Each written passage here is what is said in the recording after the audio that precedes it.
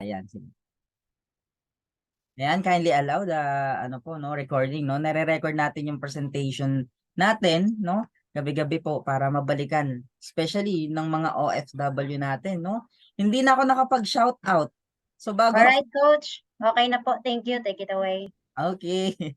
Ayan, so bago tayo pala tuluyang mag-start, syempre shoutout natin lahat ng mga nandito, no? Yung mga naglaan ng oras, 38 po tayo ngayon. Sana hanggang matapos ako 38 tayo, no? Kasi syempre kung may na-miss ka or hindi mo mapatapos yung Zoom natin ngayong gabi, sayang naman. Kasi yung climax nasa dulo talaga, di ba? Kahit sa ang movie, yung climax nasa dulo. So ngayon, yung pinakadulo kasi nito, dito nyo malalaman yung pinakamalalim ng negosyo para mas mabilis nating gawin at maging successful tayo dito.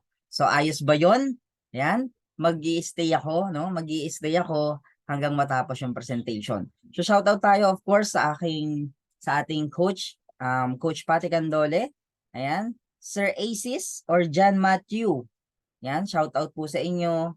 And Sir Sub, nagbago yung pangalan ni Sir Subs, no? Coach Alex, Coach Sir Alejandro, and Ma'am RB Mercado, Bonnie Magon, Bruce James Candongon, shout out po sa inyo, nasaan man po kayong lugar, sana okay po kayo. Coach Carlos, and of course, ayan, yung team natin, no? From Hong Kong, grabe, ang dami nyo. CGIT Gray, ay CGIT Garay, Coach Arnel, CGIT Hong Kong, yan, dinalagyan ng pangalan, no? CGIT Coach Pass, yan, from Taiwan.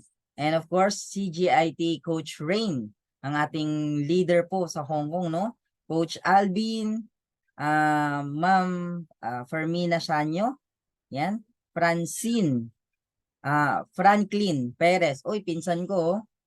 Richard John Perez ako eh. So, hi Kaz. Mekas ni Inzan. Ayan. Magandang gabi ho. Ayan. Ma'am Hazel Joe Arigates, Jeremy Hesita, John Matthew Almariego. Sir Coach Jolus, Coach Junjun Masibag.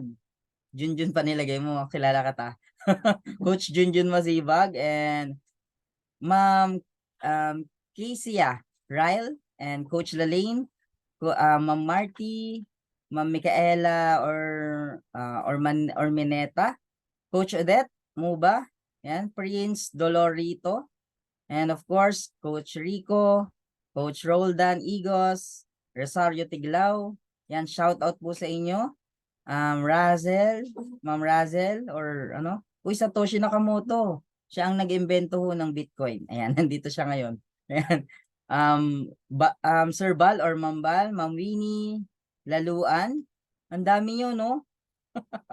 Xiaomi, ayan, paki-edit ng pangalan para ma-shoutout kita, no? Kung ano man ang pangalan mo. Yang Tot, ayan. Coach Hector Camalao, and of course, Jobel Gregorio. Ayan, shout out po sa lahat ng mga nandito. Na-excite ako magsimula agad kasi, no? Hindi ko na kayo nabati. But anyway po, thank you so much for giving us a time, no? For giving for giving me a commitment na mapakinggan nyo po yung ating i-share ngayong gabi. So once again, we are going, yan, to talk about the make a new source of income. Yan. Alam ko po, lahat ng mga nandito, you have your own source of income. But the question is, sumasapat ba kasi, no? Yung kinikita mo ba ngayon or kung ano yung pinagkakakitaan mo ba ngayon, yan, sumasapat ba siya sa pang-araw-araw nating gastusin, lalo't nagmamahal lahat ng mga bilihin. Yan, no? So, of course, lahat ng tao ho, no? Looking for another source of income. But gaya like what I said earlier, karamihan naluloko, no? Nai-scam, nalulusawan ng pera, tinatakbuhan ng taong nag-invite sa kanya, no? Pero ngayon, ayan, no? Pero ngayon, ayan, dahil blessed tayo, no? Of course, pinagdasal natin tong opportunity na mapapakinggan natin ngayong gabi. Ayan, malalaman nyo po kung ano yung golden opportunity na i-discuss namin, no, na kung saan panghabang buhay nating pwedeng mapakinabangan ho, no? So, of course, bago natin talakayin po kung ano yung source of income na gagawin po natin, no, or mapapakinggan natin, ito yung gusto kong mag-sing in po sa ating lahat. no? Because the biggest transfer of wealth is happening right now. Ibig sabihin, hindi lang po pala natin namamalayan, no? Kung ano-ano yung pinagkakaabalahan natin, trabaho, iba't ibang businesses, na may nangyayari na palang wealth transfer, no? Nag-reset ang mundo during pandemic. Ibig sabihin, maraming nagbago. So, ibig sabihin po, may transferring of wealth, no, na nangyari na kung saan yung mga hindi naka-adapt ng pagbabago, yan, napag-iwanan, at yung mga naka-adapt ng pagbabago, sila yung nag-i-exist ngayon at kumikita ng malaki sa online. Yan, no? Meron tayong tinatawag na generational transfer, no? Generation by generation, no, nagta-transfer po ng wealth, no, ang mundo. Hindi lang tayo aware kung ano kasing wealth yung naita-transfer po sa bawat generation. Ibig sabihin, every generation kasi may changes na kung saan, kung sino yung mabilis maka-adapt, yan. Sila yung mas mabilis na nakikinabang at kumikita ng malaki po, no, sa laki ng pagbabago, no? Kung makikita nyo po, ayan, we have silent boomers, ayan, Gen X and millennials, no? At ngayon yung mga Gen Z. Yan, yung mga Gen Z kasi natin ngayon, techie na, yan, mahilig sa mga platform, social media. Kaya pansin nyo ngayon, no? Maraming nagbago po during pandemic at kung sino yung mga, yan, nauna sa online games, nauna maging vlogger, yan, mas malaki na yung kinikita nila kaysa sa mga, yan, makatapos ng college, yan, mga artista, no? Yan. So, ibig sabihin, generation by generation po, ang pinakalas yung alpha, yan. Kung sino yung mabilis maka-adapt ng pagbabago, sila yung mabilis magbago yung buhay, no? So, ready ka na ba na mag-adapt ng pagbabago? Kasi bago yung i-discuss ko, no? Kaya, ma-excite ka. Ayan. Of course, we have geographical transfer. Yan. Kung sino daw po yung nasa lugar, no? Na nasa bayan or nasa syudad, na malakas yung internet, laging nasa Zoom. Yan, or naging nasa platform ng online, iba't ibang online, sila daw yung mabilis na ta-transferan ng wealth. Why? Kasi lahat ng knowledge, no, kung paano kumita ng pera, nasa online na ngayon. So, ibig sabihin, kung sino daw yung mga nasa liblib pan lugar, nasa iba't ibang probinsya, walang source of internet, ayan, sila yung limitado yung opportunity, no? Ayan, kaya kung nasa syudad ka ngayon, at nasa Zoom ka natin ngayon, ibig sabihin, yan, malakas yung internet mo, pwede mo maging source of income yan para kumita ka po, no? Ayan, no? And of course, we have technological transfer. Sa technological transfer po, ito yung kung saan, ayan, sino yung mabilis sa gadget? Yan, magaling sa mga computers, sa mga, ayan, sa mga gadgets, sa mga platform. Yan, no? Sila daw ho yung mabilis na tatransferan ng wealth. So, tatlong klase yan ng wealth na kung saan, ayan, no? Dapat pala nakaka-adapt tayo, no? Kasi ang mundo ng teknolohiya po ngayon, mabilis magbago. So, again, para yang dagat. Kung hindi ka marunong lumangoy, malulunod ka. So, all we have to do is just to adapt the changes, no? Ayan. So, all we have to do is just to adapt the changes and of course, ayan. Wait lang, nawala. Yan. So, adapt natin yung pagbabago para, yan, mabilis tayong kumita ng pera.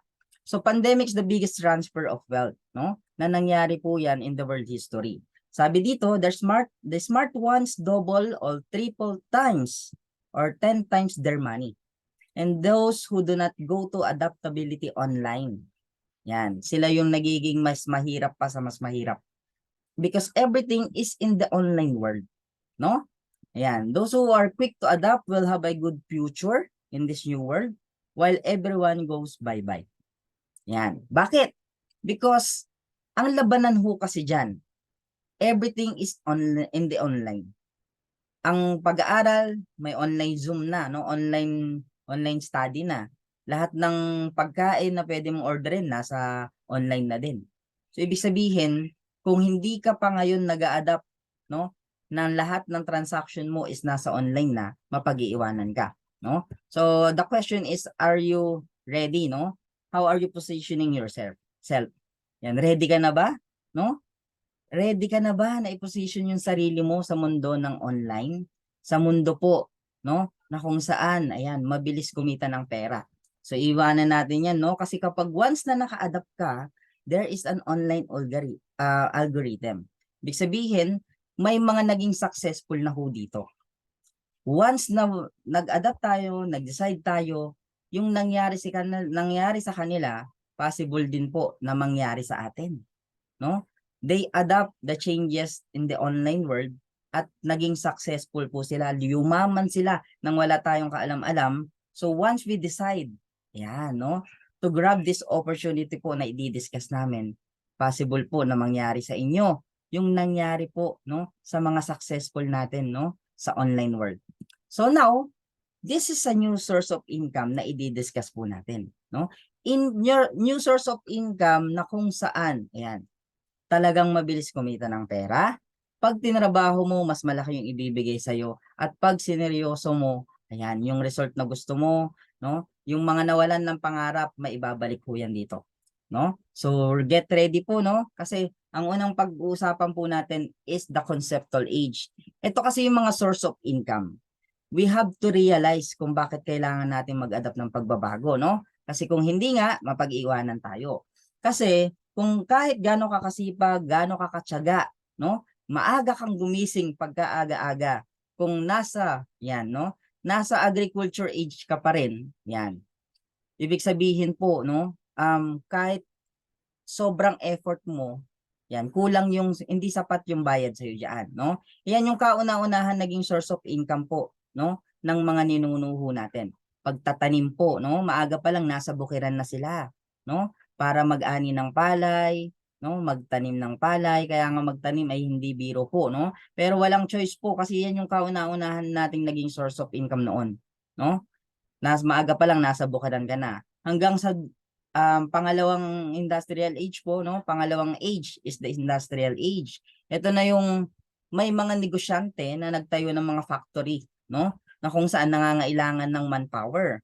So they encourage lahat ng mga tao sa probinsya na instead nga na nagtatanim ka, no? Sa bukid, mainit diyan, no? Tirik yung araw, nandiyan ka. Dito ka na lang sa factory, no? So ito yung pangalawa na naging source of income noon na kung saan po, no? Once na nasa factory ka, malaki na yung sahod mo niyan. Bukod doon, 8 hours lang yung duty mo, no? Aircon pa minsan, ayan. But, ayan, the time has come po na nagbago yung mundo, which is ayan, ito na po yung pangatlong age, which is the information age, no?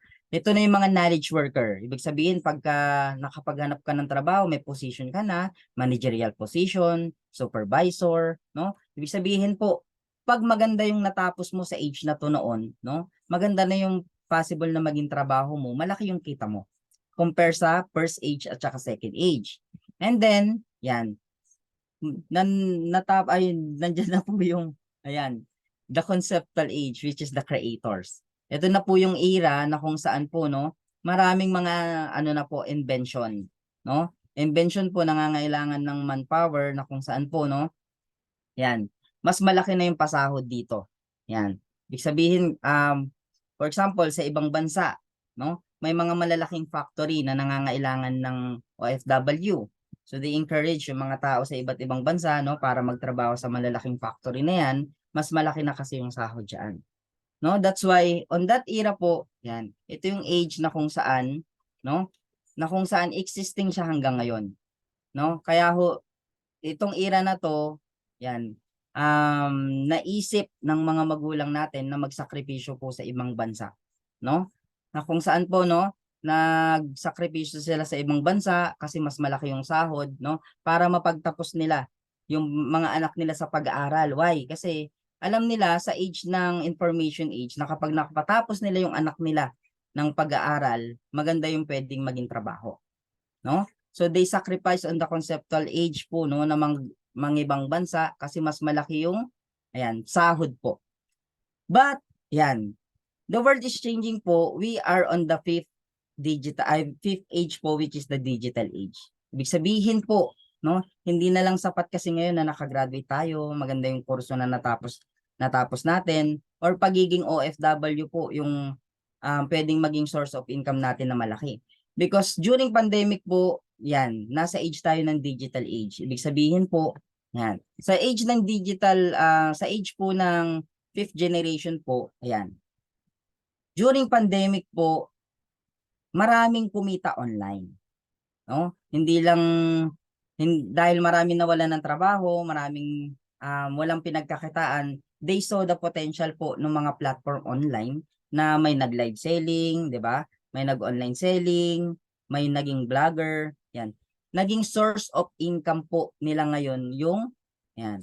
Naging source of income po nila ngayon yung mga platform na yan, no? Which is the digital age po.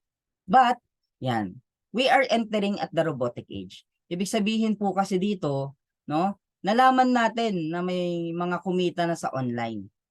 But, ang challenge kasi doon, kung papasukin pa natin yung online, no, sa as a source of income, ang tanong doon, no, magiging successful ka pa kaya? Kikita ka pwede, no? Kikita ka pa pwede.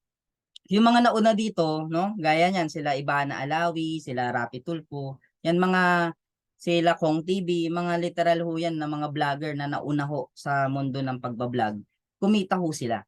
Si Madam Inots, nag-live selling lang, di ba? Nakilala sa social media. Kumita ho sila. At hanggang ngayon, sa mga TikTok shop, yan. Kumikita yung mga nagla-live selling dyan. Ibig sabihin, nauna kasi sila. Nalaman nila, no, na yung mga platform na yon, yan, pwede silang kumita. But the question is, kung mag-online selling ka pa ba ngayon, tatangkilikin pa kung ano yung tinitinda mo? Yan. Question, yes, possible, pero kikita ka lang. Pero yung yayaman ka, gaya nila, baka huli na ho kasi. No? That's why we are entering at the robotic age na kung saan, no? Tayo pa lang po ang mauuna. Ayan, pakitype naman ho, I'm the first. I'm the first. Ayan. We are entering at the robotic age na kung saan po, ito na yung bagong era. No, ito na yung bagong source of income na pwede nating gawin na kung tayo ang mauuna, no, gaya ng mga nauna sa digital age kasi mas ahead to, no, yung robotic age, mas malaki yung potential po natin, no? Mas malaki yung future natin sa robotic age. Now, ito yung evolution ng yan, human po, no? Future human evolution. We are living at the robotic age, no? Baka lang ho hindi kayo aware, no? Kung alam mo lang sa Android na cellphone mo, may mga robotic assistants na. It's already existing and usable actually, no? For example, si Amazon, no? Meron siyang tinatawag na Alexa, no? Si Alexa, pwede mo na yung magamit yan, no? Mag-alarm, mag-set ng appointment mo sa meetings, 'di ba? Gisingin ka niya, mag-play ng music. Voice command siya na kung saan sineset mo lang yan, tapos siya na yung mag-a-assist sa'yo every day, no? So it is a robotic operation na kung saan existing na pala sa gadgets natin, hindi lang tayo aware. Now, wait lang ah. Ayan. So kung makikita nyo po, ayan, hindi ko na ipi-play to, no? Para hindi na humaba. Say you wanna. Ayan. So as you can see po, the world is changing po during pandemic. Ayan. Hindi lang po sa mga gadget natin, no, nagkaroon ng mga robotic operation or robotic assistance, no? Because sa mga iba't ibang restaurant, punta kayo ng Glorieta 4 sa may Jollibee, meron ng robotic ano doon na nagse-serve. Hindi na tao, no? Ako naging Jollibee crew ako, no, sa dining. Ngayon napalitan na 'yon. Robotic na po 'yon, no? Sa mga ospital may mga robotic assistants na rin. O robot na 'yun pwedeng mag-opera, especially sa mga factory worker, no? Because during pandemic kasi nawalan ng operation yang mga 'yan. Na kung saan po dahil nga prone yung mga tao sa virus, kaya pinagbawalang lumabas, tigil yung negosyo ng mga malalaking negosyante. That's why they adapt yung robotic operation kung tawagin, no? Yan. So, ibig sabihin, para magtuloy-tuloy yung kita nila, they adapt yung robotic operation. That's the big changes na nangyari po sa atin. Now, yan. For example, ang kauna-unahang robotic operation po, no? Hindi na kailangan ng driver. Pwede mo nang iset. Mag-long drive ka si Tesla. And the other brand, BMW, Mitsubishi, and Toyota, they adapt po, no? Yung meron na silang mga robotic car, no? Hindi na kailangan ng driver. Self-driver na po siya or self-driving, no? So the world is changing very, very fast. Hindi mo yan mababago at hindi mo yan mapipigilan. So the question is, how can you adapt the changes? Kasi kapag ka hindi nga, mapag-iiwanan ka, no? So the world is changing po because massive automation is coming, no? May mga robot na nagsiserve sa mga BPO industry. Yan, di-discuss natin na mas malalim yan. Yan, Uber Future software will enter your industry sa ayaw at gusto mo. 'Di ba? Kaya karamihan ng mga malalaking negosyante, they choose yung mga robotic operation na. Yan. So Bitcoin, the world biggest bank with no actual cash. Uber, the world largest company, walang kotse yan, pero 'di ba application lang siya. Facebook, the world most popular media na wala namang content, tayo lang nagko-content. Alibaba, the world most valuable retail owner, no? Na walang sariling ini-inventory. And Airbnb is the world largest hotel accommodation provider na wala namang real estate. So see, no? So yan yung mga bagbabago, no? Na kung saan nangyari na. And it is already existing. So the world is growing rapidly. No? May mga alternative meats na, yan. May mga iniimbento si Elon Musk, telepathy text, iniisip pa lang niya, nagte-text na. Yan, from fossil fuels to renewable energy. Education, foods, grocery are all in online world. Yan. So ganyan kabilis magbago ang mundo. So ito nga, no, it's already existing na nangyayari na ho ngayon. Dating plano lang ni Elon Musk, no? Plano niya mag-mass produce ng humanoid robots, mapapalitan. Ano yan? Mga robotic yaya, hardinero, caregiver, o di kaya factory worker. No? Nangyayari na po yan ngayon. So, ang question kasi dyan, yan. Ibig sabihin, if the robotic operation, it can replace yung mga trabaho na yan, paano na tayong mga Pilipino? Paano na tayong mga tao, simpleng tao lang na umaasa sa trabaho? Yan. Yun yung pagbabago na kailangan mong tanggapin, no? Na hindi na tayo kailangan maging kampante po sa trabaho natin ngayon. Kasi possible po, kapag ang malalaking kumpanya nag-adapt ng automation, yan, baka o kahit gaano kakagaling, gaano kakasipag, hindi ka nalilate sa trabaho, possible pa rin na papalitan ka. No? That's why, ito po, as you can see, sapat pa ba ngayon? No? Sapat pa ba ngayon yung magagandang kurso, no? Para magkaroon ng malaking source of income? Tignan natin. Ayan. Dati, pag nakatapos ka ng banking and finance, maganda na yung pwede mo maging trabaho kasi pwede kang maging teller or maging cashier. But, na-replace yan during pandemic ng InstaPay and PisoNet. Because using InstaPay or PisoNet, you can transfer, you can withdraw, you can deposit po. Online lang. Hindi mo na kailangan pumunta sa bangko mismo. Next, journalism. No? Pag nakatapos ka niyan, isa yan sa magandang kurso noon. Pwede kang maging host, maging anchor sa TV, network. But, yan. Because of the pandemic, YouTube entered the online world. Si YouTube, as long as you have your own YouTube channel, you can be an anchor, you can be a TV net, you can be a host of your own channel. Ibig sabihin, the more subscriber you have sa YouTube channel mo, yan, mas higit mo na yung mga yan, nagbabalita sa TV o yung mga TV anchor, no? So ibig sabihin ang laki ng pagbabago. Kaya karamihan ngayon naging vlogger na. At karamihan ng mga balita sa TV napanood mo na sa Facebook kanina. So ganyan magbago na ang bilis. So HRM, maganda rin 'yan, pero no, ang possible maging trabaho diyan food industry, no? Pero napalitan 'yan ng GrabFood and Foodpanda. No? Hindi mo na kailangan pumunta sa physical store. Jollibee, hindi mo na kailangan pumunta. Maliligo ka pa, magtututbrush ka pa, di ba? Para lang pumila, para makabili ng food. No? But during pandemic po, using this mga application na to, pwede ka na mag-online, no? Online buy ng food. Bumili ng pagkain online. No? AB Mascom, napakagandang course. Ang pwede mo maging trabaho, call center. No? Call center is one of the one of the company na malaki magpasahod. Kaya kahit yung mga graduate ng magagandang kurso, hindi agad nakakahanap ng trabaho, ang pinapasukan call center kasi malaki nga yung sahod. But, yan, some of the BPO, big BPO industry or company, no, adapt yung tinatawag na artificial intelligence, no? Napalitan na ho yung mga customer service, ang sasagot na sa'yo robot, automation na, 'di ba? So, can you see these courses, no, na hindi natin inasahan na mapalitan, 'di ba? Ng mga robotic operation.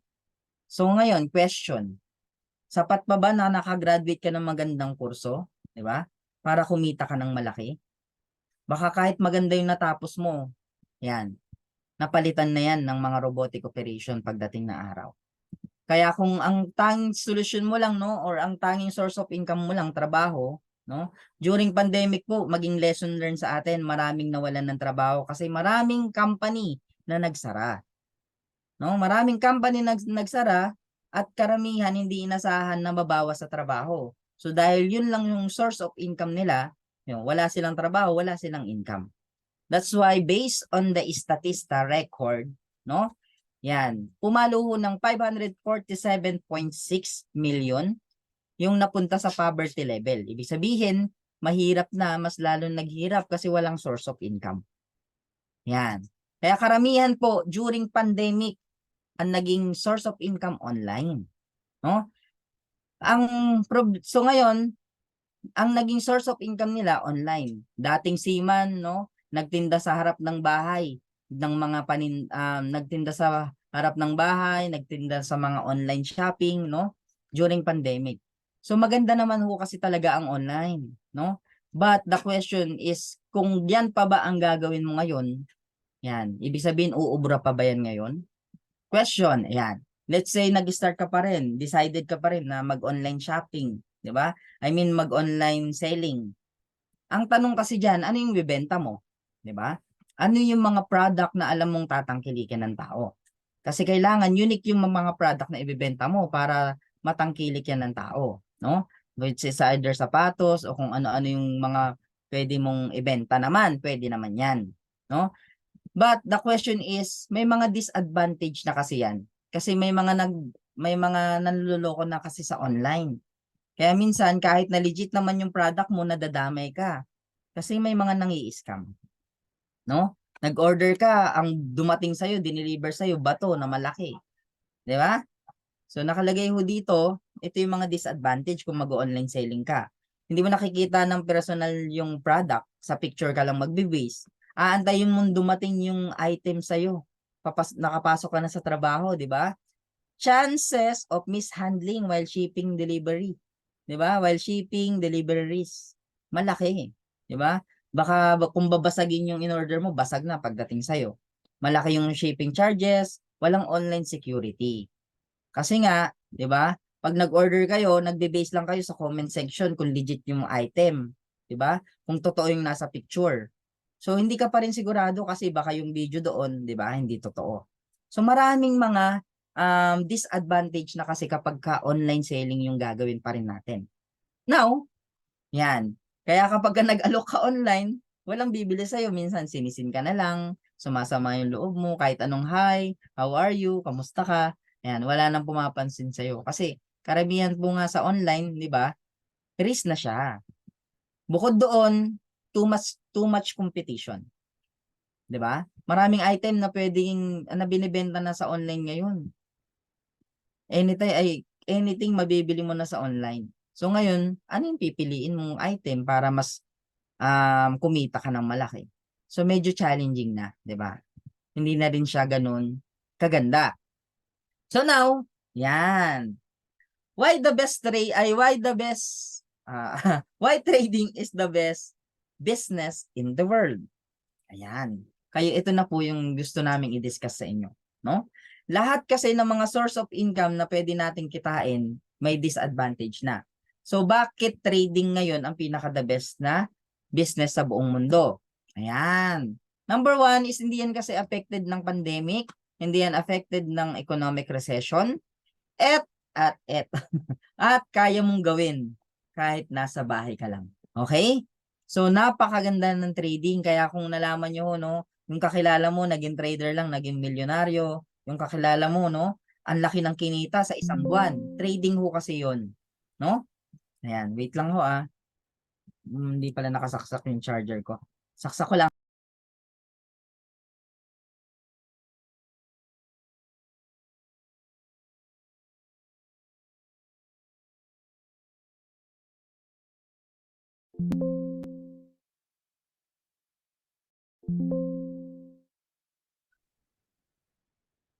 Di ba?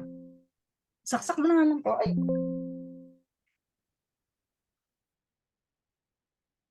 Ayan, okay na. Okay na. Okay na. Ayan, nag-okay na yung charger. Ayan. So, ayan. Ibig sabihin kasi napakagandang gawin ng trading. Kasi na kahit nasa bahay ka lang, ayan, magagawa mo. Ayan. What's next? Ayan. So, simple. Ang trading kasi, buy low, sell high. Pagbili ng mura, ibebenta mo siya ng mahal. Ganyan ang trading, no? Nabili ng mura, ibebenta mo siya ng mahal. So now, merong tatlong klase ng trading na pwede nating i-trade. Number one is the Forex, no? Forex trading po, simple as palitan ng mga pera ng iba't ibang bansa, no? Fiat currency kumbaga, no? Let's say Hong Kong dollar, pwede mong you can change from the from Japan yen, no? From US dollar, you can change from peso. Yan. Yan yung literal na forex trading. Palitan ng pera ng iba't ibang bansa na kung saan bibili ka ng mura ng currency ng ibang bansa, ibebenta mo pag tumaas yung value. But the difference, no, or ang disadvantage ng forex trading, it is affected by government, no? It is controlled by the government, no? Bukod doon, Monday to Friday lang ang trading ng forex, no? Kaya pag may nag-invite sa inyo tapos forex trading yung tinitrade, no? Pag Monday to Sunday yung trading yan, is kami ho yun. Kasi ang trading po, no, ng forex Monday to Friday lang kasi sa bangko ho yan tinitrade, no? Bukod doon, meron siyang tinatawag na stop loss. Ibig sabihin, every time na pagka nag-trade ka, no, siniset mo yung amount na pwedeng matalo sa'yo. Pag na-reach, no, or bawat trade mo, na-reach na yung amount na pwedeng matalo sa'yo, stop na siya. So, ang difference nun, yan, kung bawat trade mo, laging talo, lugi yun, sayang din. 'Di ba? Ipunin mo yun, malaking pera din yun kung bawat trade mo, loss. Meron siyang stop loss, malilimitahan yung pagkatalo mo, pero again nga, kung bawat trade mo, laging loss, sayang din. Malaking pera din yun. Na ang pangalawa po, no, na pwede nating i-trade is the stock trading.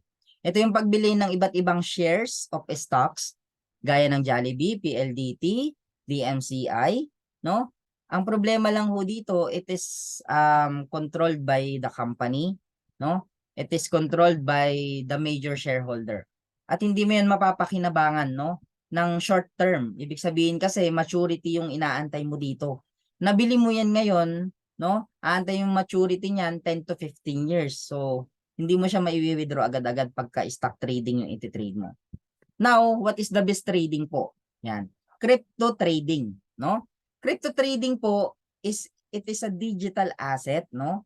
Na kung saan ang difference niya sa forex at sa stock market, ang crypto trading na bili mo ngayon, pwede mo na siyang ibenta mamaya. No? Buy low, sell high anytime. Bukod doon, decentralized siya. No one can control the market, no? Hindi siya namamanipula ng kahit sino, mayaman man or mahirap, government man, hindi siya kayang imanipula. Why? It is a digital asset, no? Secured by blockchain technology. Yan. So yan yung pinaka the best na i-trade ngayon. Why? Kasi 24/7 mo siyang pwedeng i-trade. Ibig sabihin, dito mas yumayaman yung mga professional trader. No? Kasi nga, nabili mo siya mamaya, possible na within 24 hours, pag minonitor mo yung market, yung nabili mo ng mura at naibenta mo doon sa pinakamataas na presyo na tsempuhan mo, possible maging milyonaryo ka instant. Kaya kung may nababalitaan kayo, no, in just 24 hours, yan, no, kumita ng malaki ng dahil sa trading. Cryptocurrency po yun. So, napakaganda pala ng trading. Hindi lang tayo aware, hindi lang natin alam, no? Kasi, unang-una, walang nagturo sa atin kung paano ba mag-trades. no? Wala tayong idea kung paano ba yung mag-trading. Yung pala, para matutunan yan, kailangan mo mag-enroll ng course. Para matuto kang mag-trading, may mga package kang kurso na kukunin po, no? Nagre-range lang naman ang bayad sa tuition ng trading ng 80 to 100,000 pesos. No? Malinaw? Yan yung bayad mo para matuto kang mag-trade. Now, ano yung pag-aaralan mo? Yung mga trigger line. Kasi yung mga trigger line, diyan mo malalaman yung yan yung pinaka parang indicator para ma-trigger mo kung yung market pataas. Ibig sabihin, doon ka timing na magbenta. Yung mga trigger line na yan, kailangan mong aralin para malaman mo kung pababa yung market. Baka kasi pababa, bigla kang nag-sell, lugi ka. So that trigger line is the very important po for you to predict the market. If it's going up or if it's going down. Kaya nga may double top, head and shoulder, rising wedge, at ibang terminology po ng mga trigger line. No? For you to be able to buy sa mababang presyo at magbenta ng mahal. Now, here is the pattern pa na kailangan mo pang aralin po, no? Pag nag-enroll ka ng course ng trading. No? Yung tinatawag para malaman mo kung bearish pa rin yung market, no? Or mananatili siya sa baba. Yung tinatawag kung may reversal pattern, descending triangle yan. Pag descending triangle, ibig sabihin pababa pa yung market, no? Pag tinawag na yan, symmetrical triangle, ibig sabihin yun na yung trigger na pataas yung market. So kailangan yung mga pattern na yan, nalalaman mo siya. So hindi rin biro pala, no, yung trading kasi marami kang kailangang aralin to execute yung trading mo.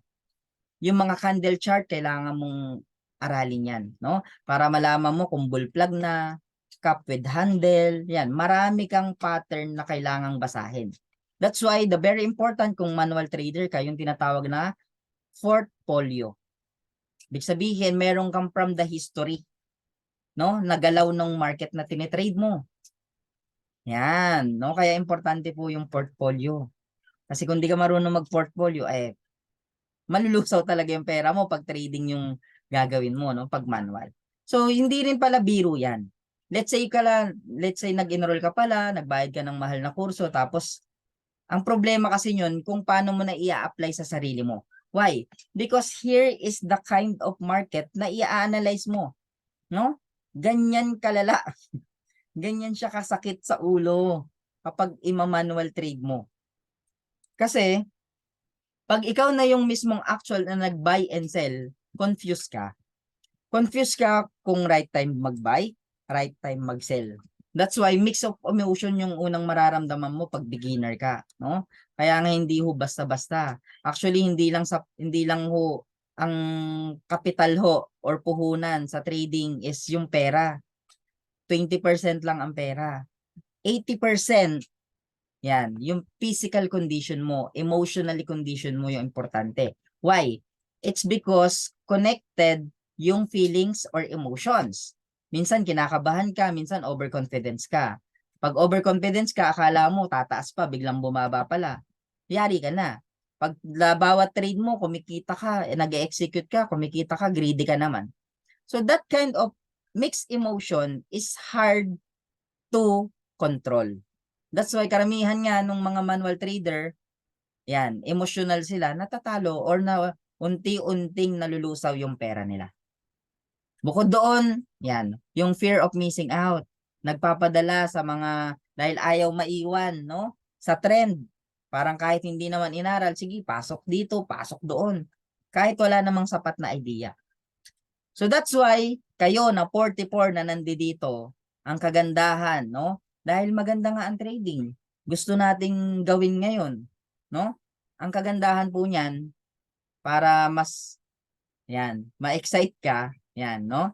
Kasi, ito yung mix of emotion pagka manual trader ka. Kaya, minsan, pag nag-manual trader ka, ayan, nakakatulugan mo na yung market, no?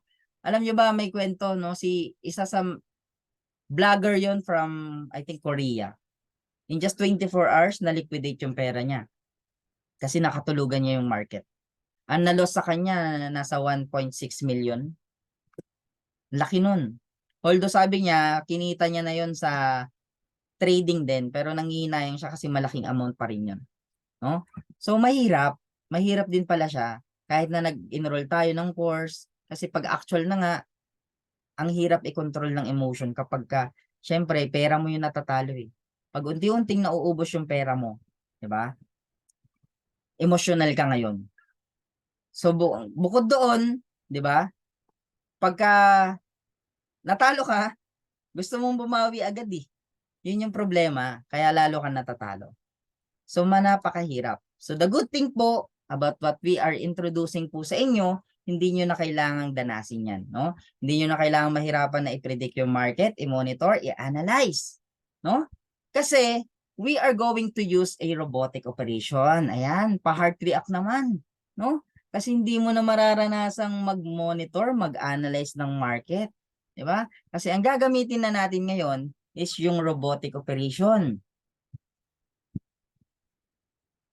Ibig sabihin po, yan. Si robot na kasi yung mag-a-analyze ng market. Siya na yung magba-buy and sell para sa atin. 'Di ba? But, bago natin pag-usapan yan, ano ba yung iti-trade natin? Ano ba yung cryptocurrency, coach? 'Di ba? That is the very important na malaman nyo kasi yan yung iti-trade po natin or yan yung ipapatrade natin sa Royal Q. Cryptocurrency. What is cryptocurrency? It is a digital or virtual currency secured by cryptography and based on a network that is distributed across a large number of computers. Ibig sabihin po ng currency, pera. Pag sinabing crypto, it is a digital assets. No? Na kung saan mas mabilis po tumaas yung value. No? Kasi kung may gold ka, ilang taon na yun pero yung value nun nakabase lang siya sa kung anong presyo ng gobyerno. But if you have cryptocurrency, no, araw-araw nagbabago, nag-iiba-iba yung value. So pag nakabili ka ngayon, tumaas yung presyo bukas, mayaman ka. Ganun lang siya kasimple, no? So cryptocurrency, it is a future money. Now, here is the evolution para mas magkaroon ka ng sapat na knowledge. No? Ang dating trades po ng sinaunang tao or sinaunang panahon, nung sinaunang panahon is bartering. May isda ka, pwede mong ipalit ng bigas. May gulay ka, pwede mong ipalit ng karne. That is bartering, no? But yung mga tao noon, they saw the potential of gold, no? Kaya kung may gold ka noon, mayaman ka because you can buy a properties, you can buy an assets, no? But ang problema kasi sa gold, hindi siya mabilis i-divide. No? That's why our government create yung tinatawag na medium expense which is the fiat money. Fiat money which is the metal coin and paper money. Yan na yung ginagamit natin ngayon. No? Ang problema diyan, kung may malaking bills ka, baka tambangan ka no sa kanto, no? Halimbawa, 10,000, 20 milyon dala mo, 'di ba? Tambangan ka ngayon sa kanto, layari ka. Ang problema rin sa metal coin naman, kung 5,000 yan, tapos imagine mo metal coin lang yung pinantitrade natin ngayon, pinambibili, di ba? 5,000, napakabigat na barya niyan. That's why, yung mga bangko, they saw the potential na maraming pera ang tao. No? Kaya ngayon, they offer, may pera ka. Alam mo ba, risk yan sa bahay nyo kasi baka mamaya, akyatin ka magnanakaw, limas lahat ng pera mo. So ngayon, i-deposit mo yan sa bangko. Papalitan natin yan ng debit card or credit card, no? Kasi itong debit card at credit card, pwede mo nang maibili sa lahat ng merchants. Yan. So ibig sabihin, itong card pala na to, may katumbas na pera. Kaya magagamit mo siya kahit saan. So dati, hindi natin kayang tanggapin to, baka kasi mawala, baka hindi secured. Pero ngayon, kahit walang dalang pera, basta may dalang credit card, swipe lang, di ba? But the world is changing very, very fast. During pandemic, no? Nabalita sa TV, no? Na kung saan yung virus daw, transferable sa pera. Sa metal coin, sa barya, or sa papel na pera. So ngayon, takot ang tao na gamitin ang pera noon. That's why, ayan, pumasok na yung tinatawag na electronic money. Ito na yung PayPal, ito na yung PayMaya, ito na yung GCash, 'di ba? Ay nawala. Ayan. Ito na yung GCash. Yan na yung tinatawag na electronic money. Ibig sabihin po, transferable anytime. 'Di ba? From bank to bank, GCash to GCash, 'di ba? PayMaya to bank. ito na po yun. No? But the future money is the cryptocurrency. Again, cryptocurrency. Yan na po ang pera natin pagdating ng araw. So yan ang ititrade natin kasi para magkaroon ka niyan. Para pagdating ng araw, mas malaki yung value niyan, mas mayaman ka. Yan po ang ititrade natin. Now, paano malaman kung may value? Ayan. Number one cryptocurrency in the world is the Bitcoin. Yan. Bitcoin is siya po ang nagmumonopoly po ng lahat ng mga cryptocurrency. Ibig sabihin siya kasi ang kauna-unahang white paper money na na-introduce sa market, no? At dahil naging secure si Bitcoin na nagagamit na pala, di ba? May Bitcoin ka, pwede mong ibili ng Porsche. Saan ka pa, di ba? May Bitcoin ka, pwede mong ibili ng kung ano-ano, di ba? Louis Vuitton, Gucci. Yan yung nagagamit na si Bitcoin. That's why lumaki yung value lahat ng nakabili ng Bitcoin. At dahil nakita nila yung potential na si Bitcoin secured naman pala, 'di ba? Hindi naman pala scam.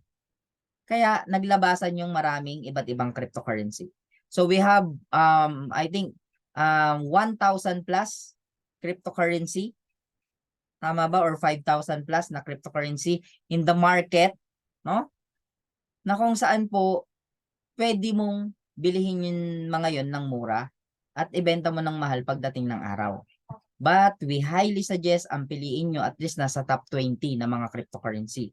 Kasi lahat ng yan, mga na-ICO na yan. Pag sinabing na-ICO po, no, nasa market na ititrade na, namimina na. Ibig sabihin, may mga value na. Di ba? May iba't ibang cryptocurrency po, no, na ang purpose po sa education, transportation, 'di ba? Sa health. So ang piliin niyo yung mga major cryptocurrency. So the good thing po about sa Operation Robotic Trader na i-discuss ko po, no? Nakaka-excite po ba? Yan, piling-pili na ho yung coin na iti-trade ni Royal Q.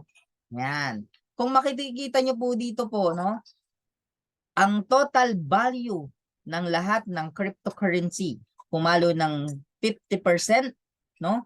Kaya pumalo ng 1.2 trillion yung value ho, no? Total market cap ng yan, cryptocurrency po sa buong mundo. Ibig sabihin, pag samasamahin mo lahat ng pera ng iba't ibang bansa, yan, hindi sapat yung market cap nun para tumbasan yung value ng cryptocurrency. So as you can see, yan, here is the rainbow chart ng Bitcoin. Bakit siya yung naging number 1? Bakit siya yung pinaka mas malaki yung presyo kumpara sa mga iba't ibang cryptocurrency?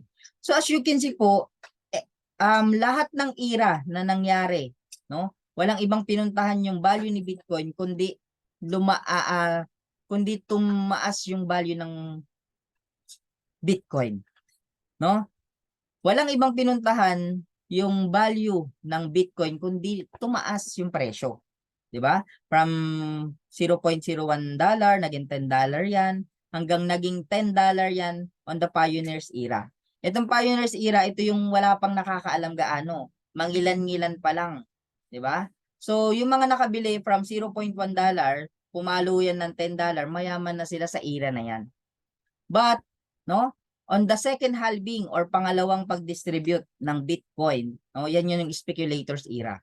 May mga nagdududa pa rin, no, pero may mga gumagamit na ng Bitcoin. So from $10, pumalo yan ng $1,000. Yan, no? At pagpasok ng retail traders era, ito na yung nalaman nila na ang Bitcoin may value na pala. Nagagamit na pala siya pang purchase, pambili ng kung ano-ano. Kaya po, no, bukod sa pagmimina ng Bitcoin, ayan, dito na pumasok yung mga pro trader. Tinitrade na nila yung mga tinitrade na nila yung Bitcoin at iba't ibang cryptocurrency, no? Kasi nga mas mabilis kitain ang Bitcoin pag tinitrade siya instead na magmina ka, no? Kasi kung magmimina ka pa ng Bitcoin, bibili ka pa ng maraming computers. Napakahirap pa ho nun, napakamahal. So instead na ibili mo pa yon, i-trading capital mo na lang para mas makabili ka ng maraming Bitcoin. So on this era, sa retail traders era, ayan, pumalo ho ng $10,000 US dollar yung bawat isang Bitcoin. And now we are on the corporations era, no? Na kung saan si Bitcoin, ito na, naibibili na siya dito sa era na to, no? Naibibili na siya sa era ng corporations kasi iba't ibang mga companies, yan, nag-a-accept na ng Bitcoin and other cryptocurrency. So itong rainbow chart na to, pinapakita ho dito, no, na kung nakabili ka sa bawat era na to, sana nakasabay ka at yumaman tayo. But we miss the opportunity po kasi ang na-mindset sa atin pag sinabing Bitcoin, scam. 'Di ba? Ang mindset sa atin pag nalaman natin pag Bitcoin scam, yung pala hindi naman pala scam ang Bitcoin. Tao lang pala ang nangi-scam. 'Di ba? So wala tayong idea. So we miss the 1, 2, 3 era. We are now in the corporations era. Na kung saan yun nangyari po from the history na tumaas yung value ng Bitcoin tapos bumaba. Pagpasok ng second halving, tumaas yung Bitcoin, bumaba ulit yung presyo. At ngayon, no, we are in the third halving po na kung saan mababa pa ang value ng Bitcoin kahit papano. So makakurot ka man lang kasi pagpasok ng fourth halving, tataas ulit yung value, panalo tayo. Kasi nga ang prediction po pag inaccept na ng government's era, ayan, magiging $1 million po yung presyo ng bawat isang Bitcoin. 'Di ba? Yan yung future po ng Bitcoin.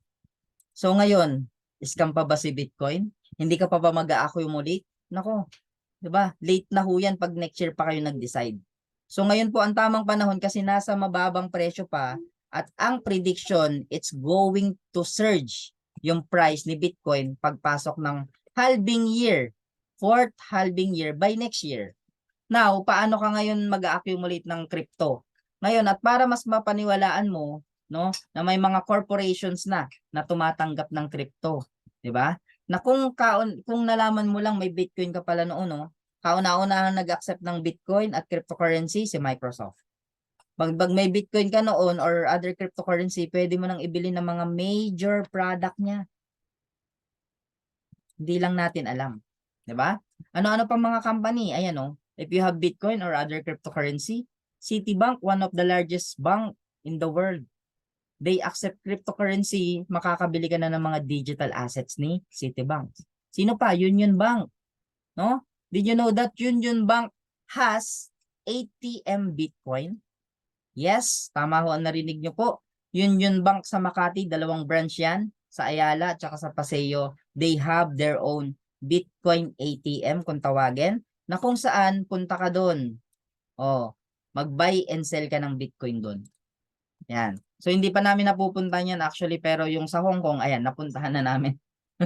Di ba? Sa Hong Kong, napuntahan na namin. Siyempre, nag-picture kami dyan. So, this machine, you can transact, no? You can buy any cryptocurrency in this machine. So, imagine, it's sa Hong Kong existing na. Di ba? Ito pa, ito sa sa TST to Ito sa Central Station ng Hong Kong, no? So, sa mga OFW natin sa Hong Kong, pwede kayong magpa-picture doon. Pwede rin kayong bumili na ho ng crypto doon, 'di ba? Pwede na kayong mag-exchange from Hong Kong dollar into USDT. Yan. So, yan ho yung mga crypto ATM po sa Hong Kong na napuntahan po namin. And, ayan, nakakatuwa po kasi based on the yan, pang-8 ho ang Pilipinas, ibig sabihin hindi ho nagpapahuli po, no? Hindi po nagpapahuli ang Pilipinas na kung saan marami ng mga crypto owner, no? Marami ng mga crypto owner, Luzon, Visayas, Mindanao. Actually, ang may maraming volume po ng crypto owner po or mga nag-hold ng Bitcoin is sa part ng Visayas. Yan. So imagine yun sa part pa ng Visayas. Kasi sa Luzon, 'di ba? Mas nauna yung duda kumpara doon sa yung mga nasa probinsya kasi risk taker. Kaya pansin nyo kahit na may mga nasa probinsya, 'di ba? Magugulat ka na lang may mga sasakyan 'yan, 'di ba? So, yun yung nakakatuwa. And yan, did you know that Boracay is the Bitcoin island? Yes, no? Kasi if you had Bitcoin, may mga merchants na dyan, small and medium enterprises po, no? Na mga merchants na nag-a-accept ng Bitcoin. You can buy ice cream, you can buy, book hotel, no? Pwede kang mag-lunch, no? And then you can pay Bitcoin sa Boracay po. So, ano-ano mga corporations yung mga tumatanggap pa ng Bitcoin and other cryptocurrency? Ayan po, oh. Baka may kakilala lang naman kayo dyan. Ayan, Samsung, Uber, 'di ba? Alibaba, Shell, McDo, Ford, Mitsubishi, no? They use the system of blockchain and they accept cryptocurrency. So ngayon, question, no? Scam pa ba ang cryptocurrency? Kayo ho ang sasagot. Kayo ho ang sumagot. Siyempre hindi. Sa dami ng mga company na yan na talagang malalaking company sa tingin nyo ho, no? Kung scam or hindi totoo ang cryptocurrency, tatanggapin ba nila? Siyempre hindi po. Kasi ikasisira ng reputation ng company. Trivia. Ayan. Pa-type kung sinong gusto ng trivia para mas magkaroon kayo ng knowledge. Sige po. No? I like trivia. Pa-type. Ayan. Pa-type naman po, no? I like trivia. Ayan. Si Sir Roldan, thank you so much, no? So, trivia. Ayan. Did you know that JP Morgan Chase & Co. is one of the smartest bank in the world? Tama po ang narinig nyo. Yung owner po ng JP Morgan Chase & Co., no? Which is one of the largest bank in the world. Ang pinakamatalino, no? Na nakabili ng Bitcoin. Why? No? Why? Kasi ang ginawa lang naman po niya, no? Sinabihan niya lahat ng empleyado niya, in-announce niya sa TV na ang Bitcoin is scam at hindi totoo. Binagbawalan niya lahat ng mga tao niya, empleyado niya na huwag kayong bumili ng Bitcoin kasi hindi totoo ang Bitcoin, scam si Bitcoin. Yan. So ngayon, nung nabalita yun sa TV, kumalat sa social media, ang sabi, natakot yung mga maliliit na investor. Nasabi nga, ay hindi pala totoo yung Bitcoin. So ngayon, yung mga maliliit na investor, binenta nila yung Bitcoin nila. 'Di ba? So dahil binenta nila, lumaki yung supply ng Bitcoin. Alam niyo po kung ano ginawa ni JP Morgan? Siya lang naman ang bumili kasi bumaba yung presyo. At dahil nakabili siya ng maraming Bitcoin, no? Bigla niyang binawi kinabukasan sa mga susunod na araw sa mga media, no? Na binabawi ko po na hindi pala scam ang Bitcoin, totoo pala siya. Why? Kasi nakabili siya. At nung pagbili niya, dahil binawi niya na ngayon, dahil ma-impluwensya siya, biglang surge yung price. Tumaas yung presyo ng Bitcoin. So ngayon, 'di ba? Tanungin niyo po ako kung scam pa ba si Bitcoin or strategy lang 'yun. Napakautak niya, ginawa niyang strategy. Kumita na agad siya kaya isa sa pinakamayaman po at crypto owner sa buong mundo, no? Is si JP Morgan, Chase & Co. So yan yung trivia, no? Yan, no? So ano-ano pa, ito pa yung mga sector, no? Yan, talaga napaka-wise. Kaya kasi matatakot kayo kahit na simpleng, syempre, small ano ka lang, no? Utakan lang yan ng mga mayayaman. Kaya nyo po nalalaman, no, na scam yan, di totoo yan. Kasi yung mga mayayaman, gusto nilang makabili ng marami, no? Sa mababang presyo. So ngayon, ginagawa nila ng paraan na siraan po yung cryptocurrency para bumaba yung value. Pag bumaba, sila yung bibili. No? So kung sila alam nila yung value at gumagawa sila ng paraan para makabili ng crypto, tayo po, yan, may best na paraan tayo para makabili ng crypto. Yan, ito na yung i-discuss ko kaya, yan, relax ka na. Kasi ito na po yun. Ayan. So dapat mag-accumulate ka na ng cryptocurrency ngayon kasi mainit na pinag-uusapan po, no? Na i-regulate na po kasi, no, sa around the world. I-regulate po, pinag-aaralang i-regulate po around the world yung cryptocurrency. Ibig sabihin, darating kasi yung araw, no, na pag kumita ka sa crypto, may tax na. No? Kaya ang swerte ng mga company ngayon na may cryptocurrency kasi nung nabili nila ng mura, tumaas yung value ng crypto na hawak nila, no? Walang tax yun. So ngayon, habang hindi pa nire-regulate yung cryptocurrency, dapat ang gawin natin, makabili tayo para pagtaas ng presyo, di ba?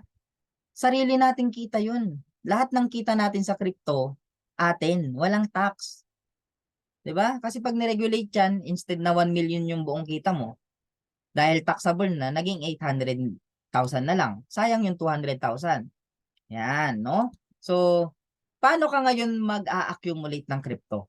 Ayan. Anong gagawin natin ngayon para makapag-prepare sa future? Kasi future ang crypto. Ayan.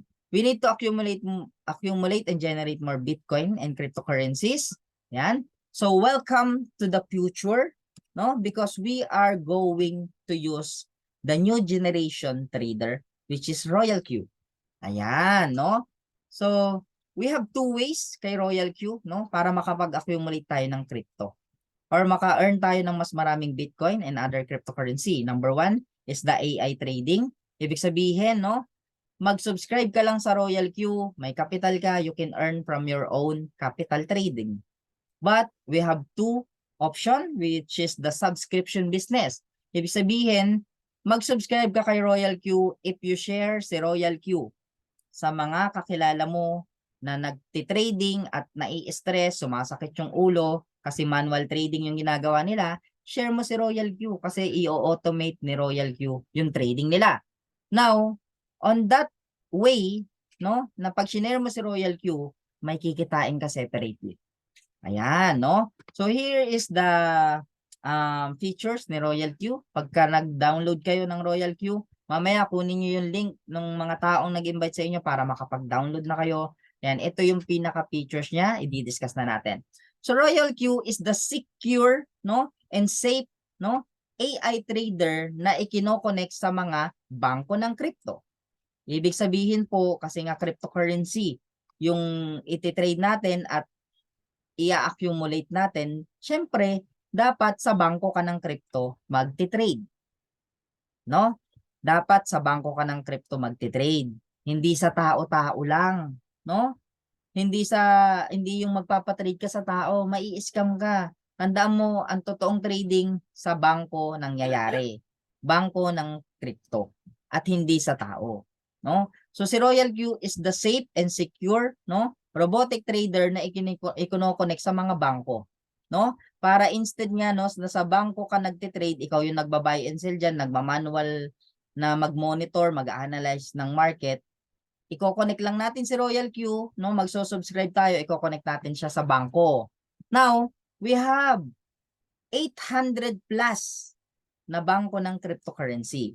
But syempre, no, tayo nag-accumulate tayo ng cryptocurrency sa top 10 lang. Tama po ang narinig nyo, top 10 lang. Si Royal Q kinoconnect siya sa mga top 10 na bangko sa bangko ng cryptocurrency. Ayan, which is sa Binance, Huobi, Kraken, Coinbase Pro, Indodax, no? Kung taga Indonesia ka, Indodax gamitin mo. Kung part ka ng Europe or America, yan, Kraken gamitin mo. But within Asia po, Coinbase Pro, Binance, and Huobi. You can use OKX and Bybit as well, no? At lahat yan, kahit i-connect mo lahat yung bangko na yan kay Royal Q, kayang-kaya niyang i-trade lahat yung crypto na bibili mo sa mga bangko na yan. How? Yan, no? Yan, so ito yung mga 7 exchanger or bangko ng cryptocurrency na kung saan pwede mong gamitin, mag-open ka ng account dyan, at dyan magti-trade si Royal Q. But one of our recommended exchange or bank, no, crypto bank is Huobi, no? Kasi si Huobi po, no, since 2013 pa siya. Yan, ibig sabihin mas nauna siya kay Binance. Kaya lang si Binance naging number 1 crypto bank siya kasi syempre may mga blogger, may mga influencer na gumagamit kasi ng Binance. So, mas naging popular kasi si Binance. But when it comes features na kung saan po, no, mas madaling gamitin, hindi nakakalito, hindi nakakaduling, hindi masakit sa ulo, Huobi po, no? So si Huobi, no, kung tatanungin niyo sa Google, if you are looking for a safe, internationally used exchange, Huobi Global could be an excellent choice for you. So one of our recommended po si Huobi.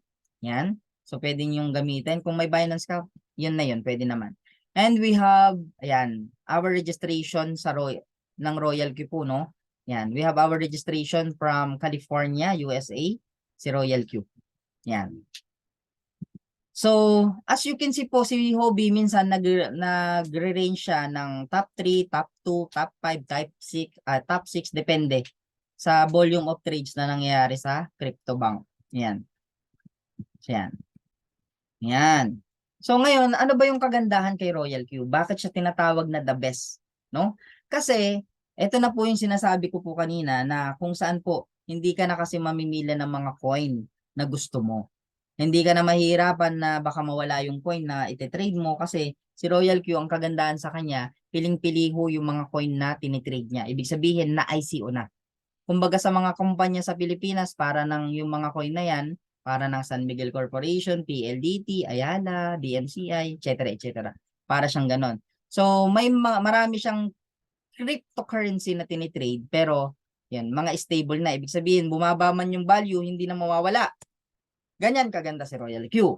So ngayon, ano ba yung special kay Royal Q? No? It is secured by the API kung tawagin or Application Programming Interface, no? Yung security niya na ikino-connect po sa mga bangko mo, no? Bangko ng crypto. Yan, amazing. So si Royal Q po, no, using API, no, para ma-connect siya sa mga bangko. So ano ba ang special sa kanya? Quantitative trading kasi yung ginagamit niya pong strategy. Ibig sabihin ng quantitative trading, it is a type of market strategy that relies on mathematical and statistical model to identify and often execute opportunities. Ibig sabihin po, wala siyang namimiss, no? Na pagbaba ng market. Pag bumaba, nakakabili siya sa mababang presyo. Pag tumaas, nakakabenta siya sa pinakamataas na presyo. No? It works by using database models to determine the probability of a certain outcome. Unlike other form of trading, it relies solely on a statistical model of and programming to do this. Si Royal Q lang ang may kakayahan, no? Na mag-execute po, no? Na walang namimiss sa market. Kasi sa live trading siya nagtitrade. Now, example po ni bot, no? Primary objective mo, let's say profit for you potential from 0.5 to 5% per day. Si Royal Q po, no? Tandaan natin, no, na once na bumaba yung market, no, magre-recover yan on the long run.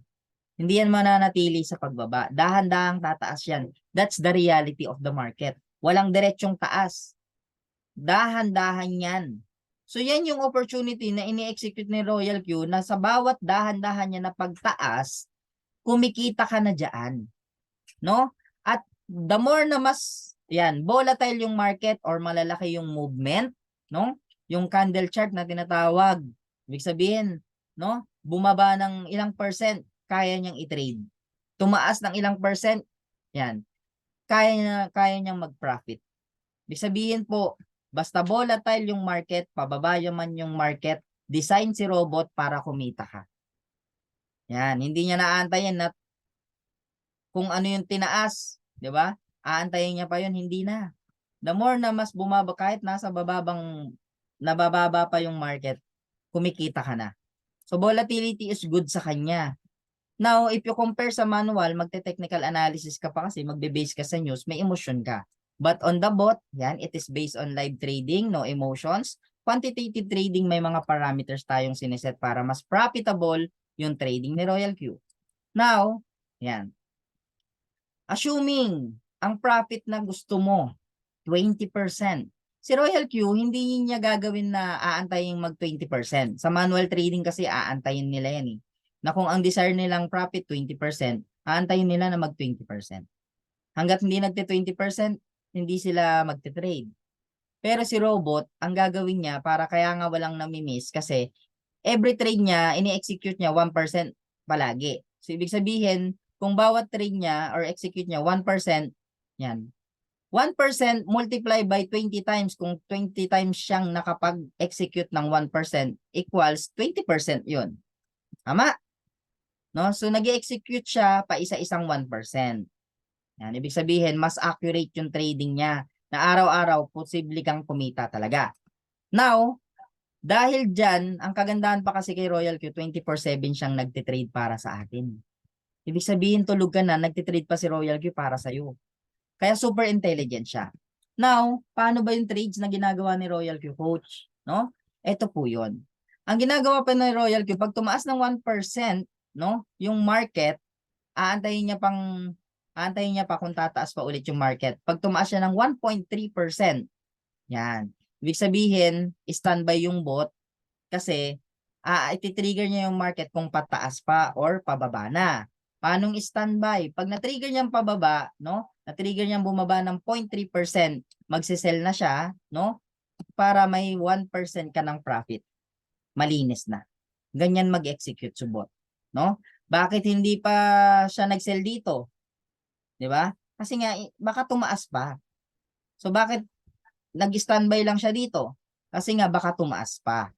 So pag na-trigger niyang pababa, tsaka lang siya mag-sell. Kaya naka-standby lang siya. Ganyan siya mag-execute. Ito yung sinasabi ko, no? Let's say 1.3% yung tinaas ng market, standby nga lang siya, di ba? Kasi nga baka tumaas pa. Pag tumaas ng 10% yung market, no? Iti-trigger niya pa yan kung tataas pa ulit or kung pababa na, no? Na-trigger niya ng 0.3%, isi-sell niya na yan para, no, may malinis kang 9.7%.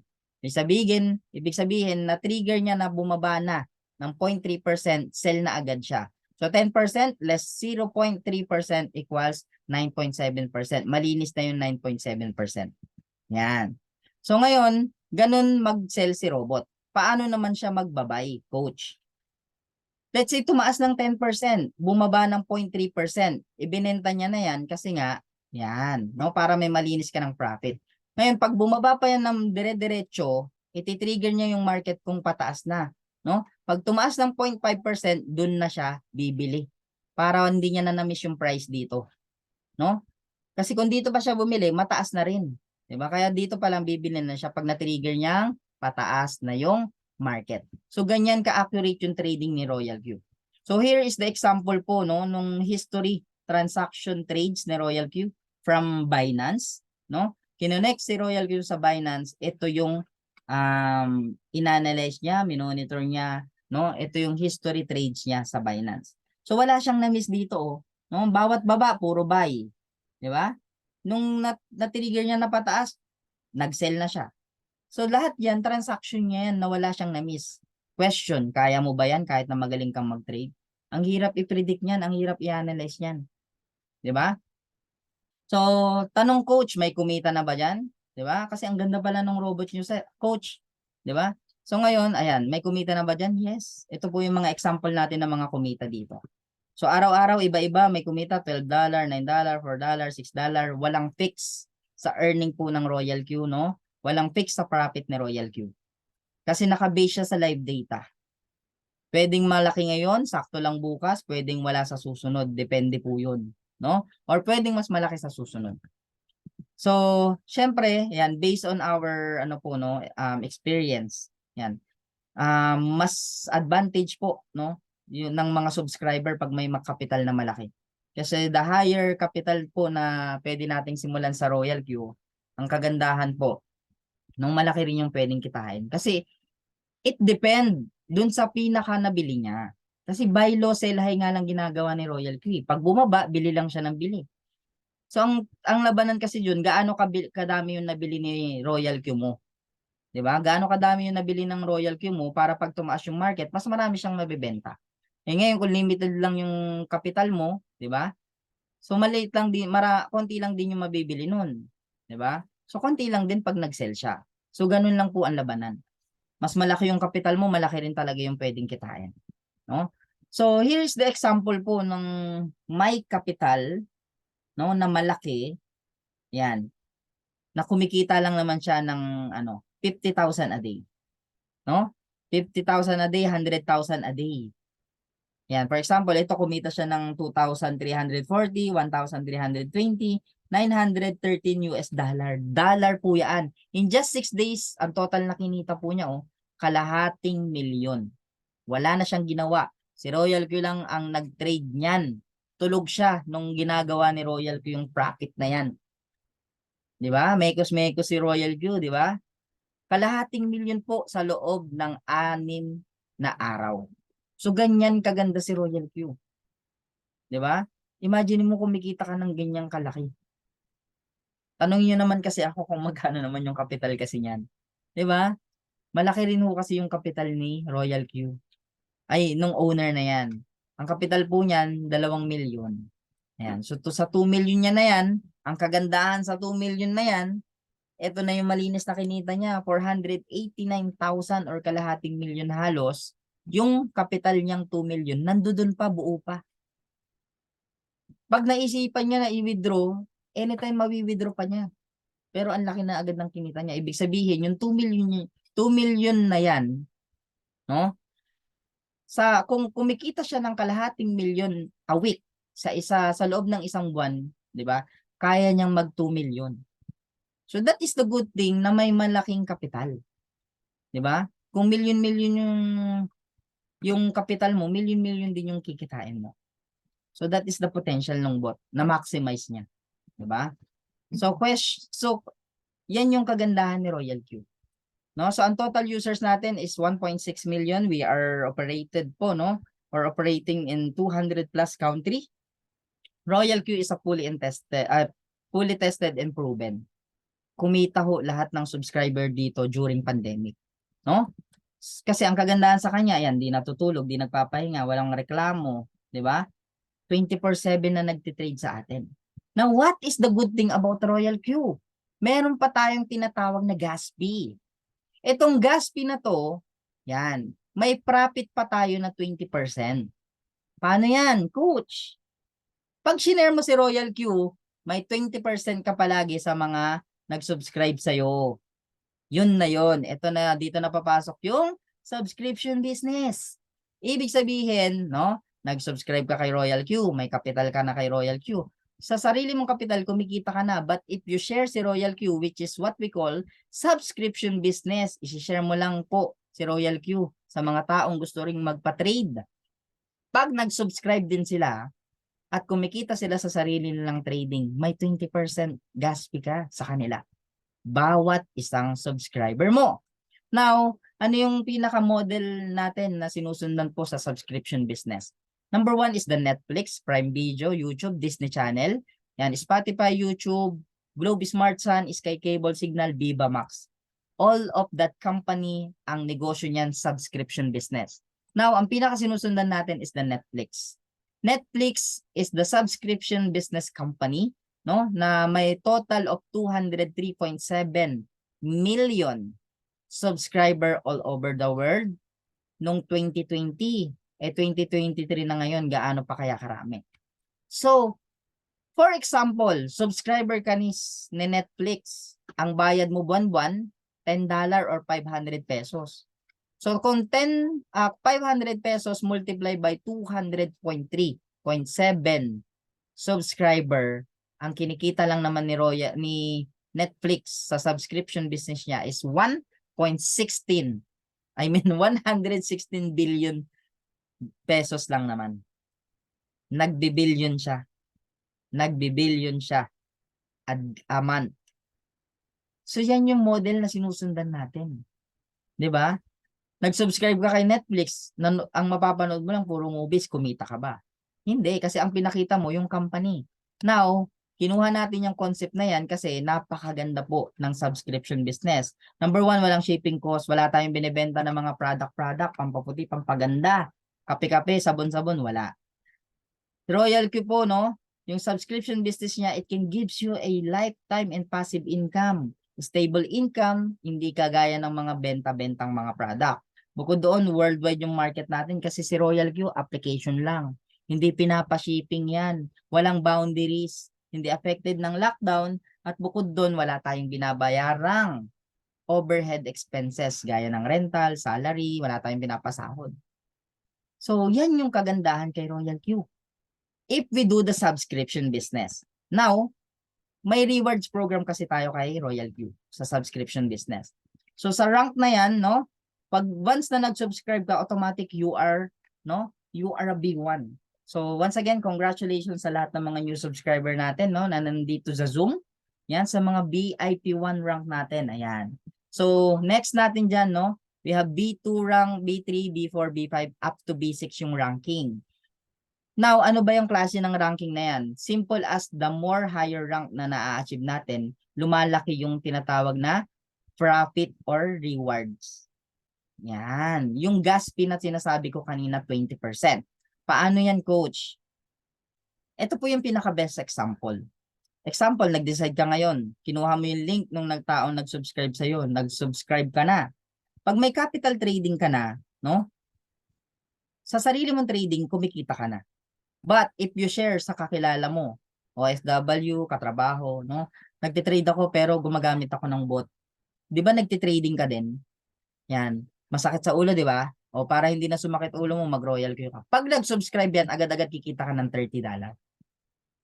Yan. Pag shinare mo ulit yan, pag nag-subscribe sila, kikita ka agad ng $30. So and so forth. $30.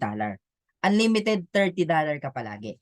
Now, ang kagandahan pa niyan, no? Bukod sa kikitain mo na $30, meron ka pang 20% gas fee. Ibig sabihin, pag ito na nag-subscribe sa'yo, may kapital, nagpapatrade ng Bitcoin. So, di parang may Bitcoin ka rin kasi 20% yung kita mo sa Bitcoin niya.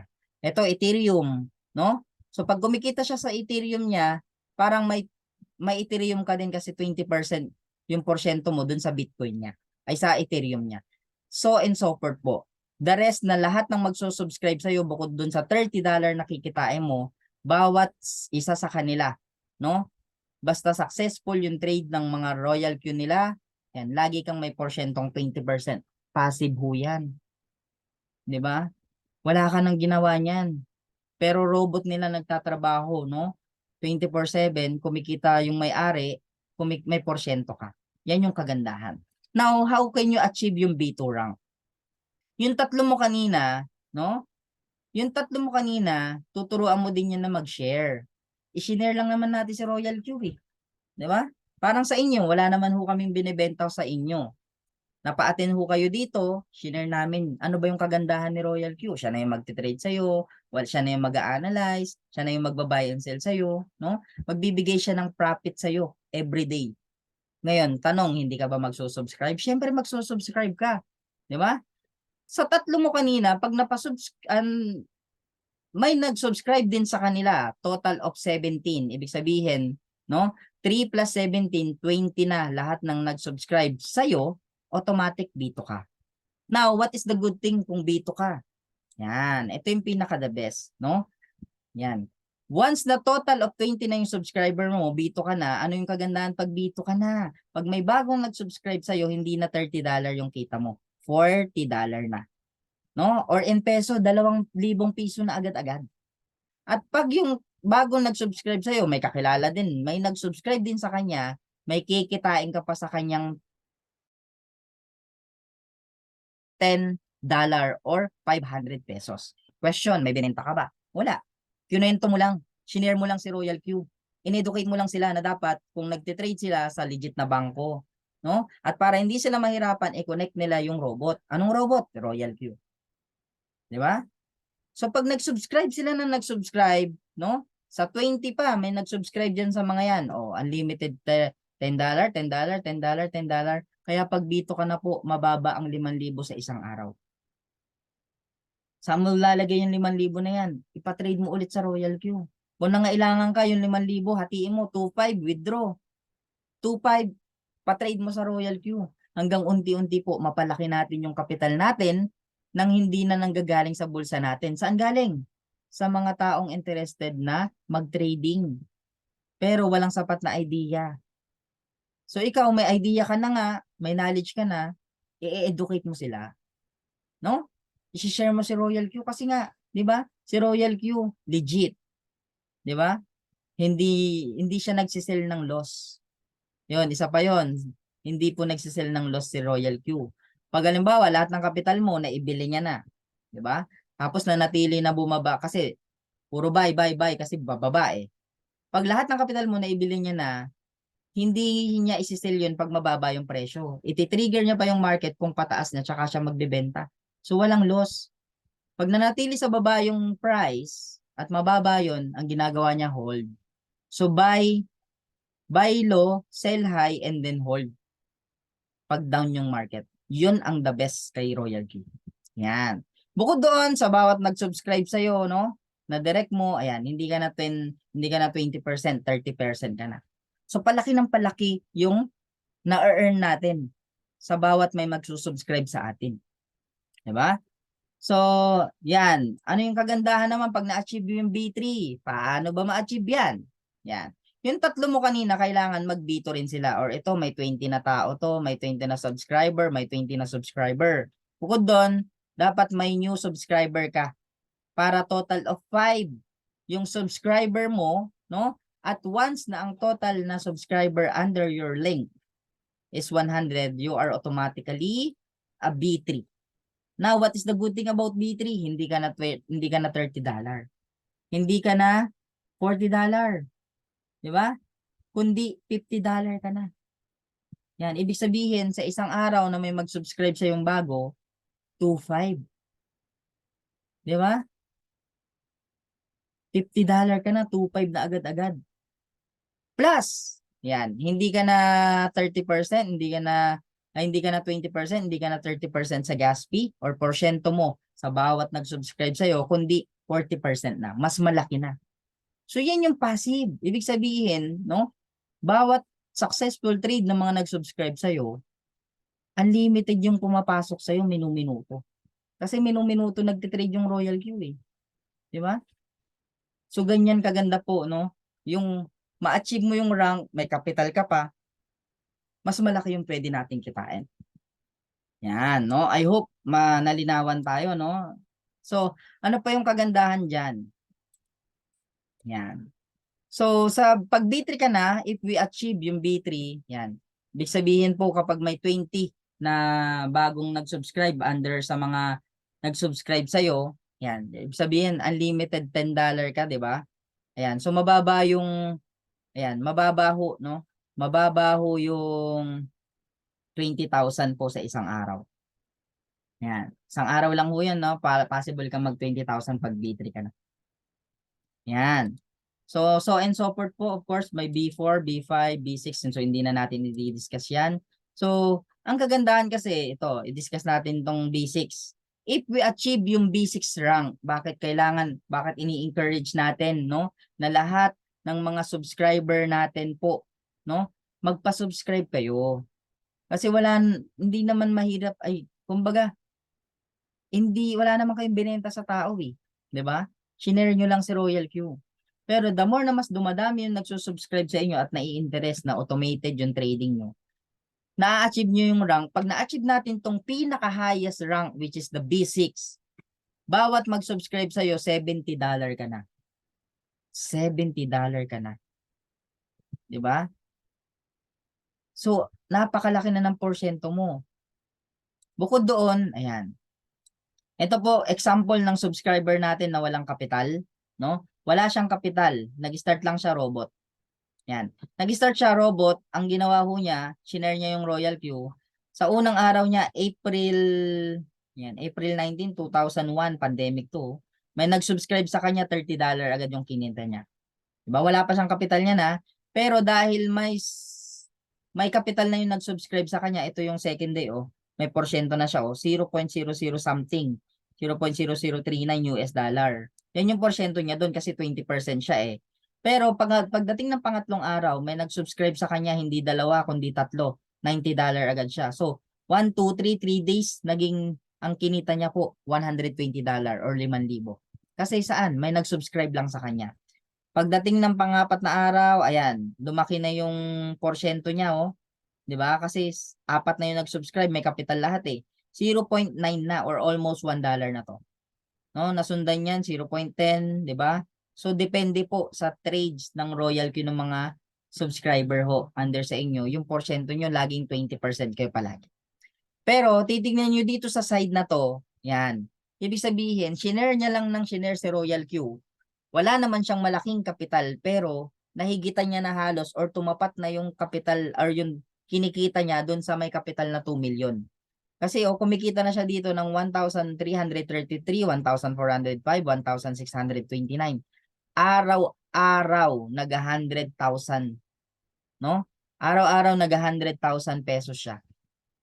Mababa na yung 80,000, 50,000. So saan galing to? Hindi po sa kapital niya to kasi wala naman siyang agad-agad malaking kapital, no?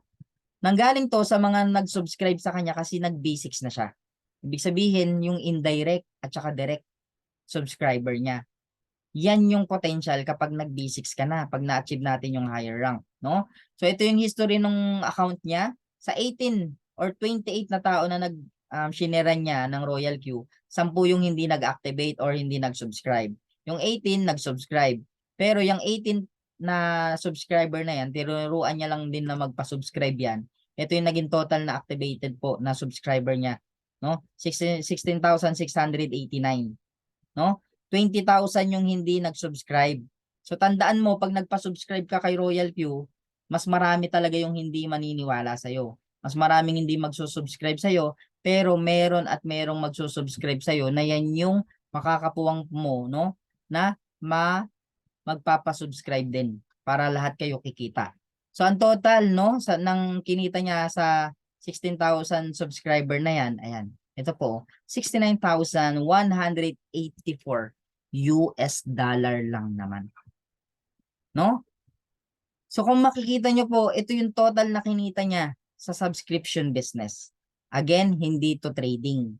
No? Kumita siya 11,704, 11,621, 11,000, 12,000, 11,000, 12,000 sa isang. Yan, sa total, no?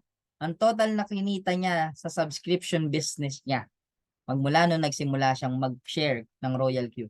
Total of 38.96 million lang naman. Saan mo kikitain yan? Pandemic yan, no? Diyos ko! Grabe, mekes-mekes yung income, di ba? Sobra na yan. 38.96 million US dollar. Imagine, you are earning that amount during pandemic. Wala kang ibang makikitang pwedeng pagkakitaan ng ganyan, no? Kundi kay Royal Q lang. Yan. So ang kagandahan pa, if you achieve yung higher rank, meron tinatawag na profit sharing. Profit sharing po na dahil B6 ka, no? Dahil ang rank mo B6, ibig sabihin yung total sales ng Royal Q sa buong mundo sa 200 plus country, no? Ng mga subscriber, may mga nag-renew, yan, may profit sharing kayo doon. Ibig sabihin, let's say 10 billion US dollar, 10% yung inalat ng Royal Q na ibibigay sa lahat ng mga B6. So 10% nun, 10 million US dollar, pinaghati-hatian yun ng lahat ng B6. So ito yung kinita nyo, in just one day, kumita siya ng 65,475 US dollar in just one day. Imagine. Di ba? Grabe na yan. Sobra na yan, di ba? Sobrang laki ng pwedeng kitain natin dito if we achieve yung Royal Q. No? If we achieve yung higher rank sa Royal Q. So, here's yung testimony ng ating B6, no, na sabi niya, today is a great day. I just make my first 1 million US dollar, no? I like not believing in a short time pero talagang nagbago yung buhay ko. 360 degrees. So it happens, 'di ba? So why not na hindi mangyari sa atin? Kasi nga nung ginawa nila si Royal Q, nagpa-subscribe sila, pandemic 'yon. So what's more tayo ngayon na hindi naman nagaano kahigpit, 'di ba? Yung government, makakalabas na tayo, 'di ba? Nakakalabas na tayo, na i-share na natin anytime, anywhere. So yan yung kagandahan kay Royal Q. Ano pa yung best? Yan. Paano mag-start kay Royal Q? Here is the summary nung natin, no, yung suggested amount na pwede nyo simulan. So we have Royal Q activation, no, which is pag nag-subscribe kayo kay Royal Q, total of 120 US dollar yung subscription niya, no? And then mag-i-initiate tayo ng $20 na gas fee. Kasi lahat ng successful trade ni Royal Q, idinediretso niya yun sa bangko mo, no? So doon siya kumukuha ng gas fee or fuel fee. And then suggested initial trading $100. So may transfer fee yan coming from the bank ng Royal Q ng crypto mo to transfer yung $120. So total of $241 or in peso nagre-range yan ng I think nasa 14,000 pesos. So yan yung total na ano natin, no? Initial suggested trading, no? Capital po, no? Na may Royal Q na $241 or nasa 14,000 pesos. May capital trading ka na yan, pwede ka na mag-profit sa amount na yan. But hindi ka again, no? Hindi ka limitado sa $100. Pwede ka mag-start 200, 300 or mas malaki pa kasi syempre mas malaki yung capital mo, mas malaki talaga yung pwede mong kitain. That's the reality, no? Now, question, no? Coach, gusto kong sana, kaya lang wala pa akong kapital talaga. Pero gusto ko muna, okay lang ba mag-subscribe lang muna ako kay Royal Q? Yes. You can start po kay Royal Q na kahit robot lang. Now, we highly suggest, no, na para hindi naman galing sa bulsa mo yung pangkapital mo na $100, no? Pag nag-subscribe ka kay Royal Q, i-activate natin yung account mo, yung link mo, no, i-share mo na sa mga kakilala mo, no? Na interesado sa trading, gustong ma-automate yung trading nila. I-share mo na si Royal Q. Paatinin mo sa Zoom na ganito, kami yung bahala magpaliwanag. Pag nag-subscribe yan, kikita ka ng $30, no? Gawin mo ulit yan pag may Zoom tayo. Mag-invite ka ulit, no? Pag nag-subscribe yon, another $30 ka ulit. Yung kinikita mo na $30 ng $30, no? Yan yung gawin mong kapital para hindi na galing sa bulsa mo. So we are just sharing the benefits of Royal Q, the goodness of Royal Q, but if the ano po no, person no, you share yung benefits natin kay Royal Q. Pag nag-subscribe yan, kikita ka unlimited $30. Actually, that's what I did, no? I started kay Royal Q po, no, ng robot lang.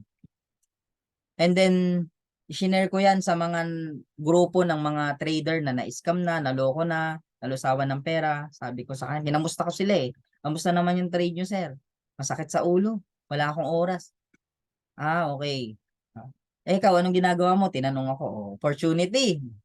Sabi ko, nagte-trading din ako, sir, pero may gamit akong bot. Talaga? Anong bot yan? Attend ka ng Zoom, sir, para mas mapaliwanagan ka. No?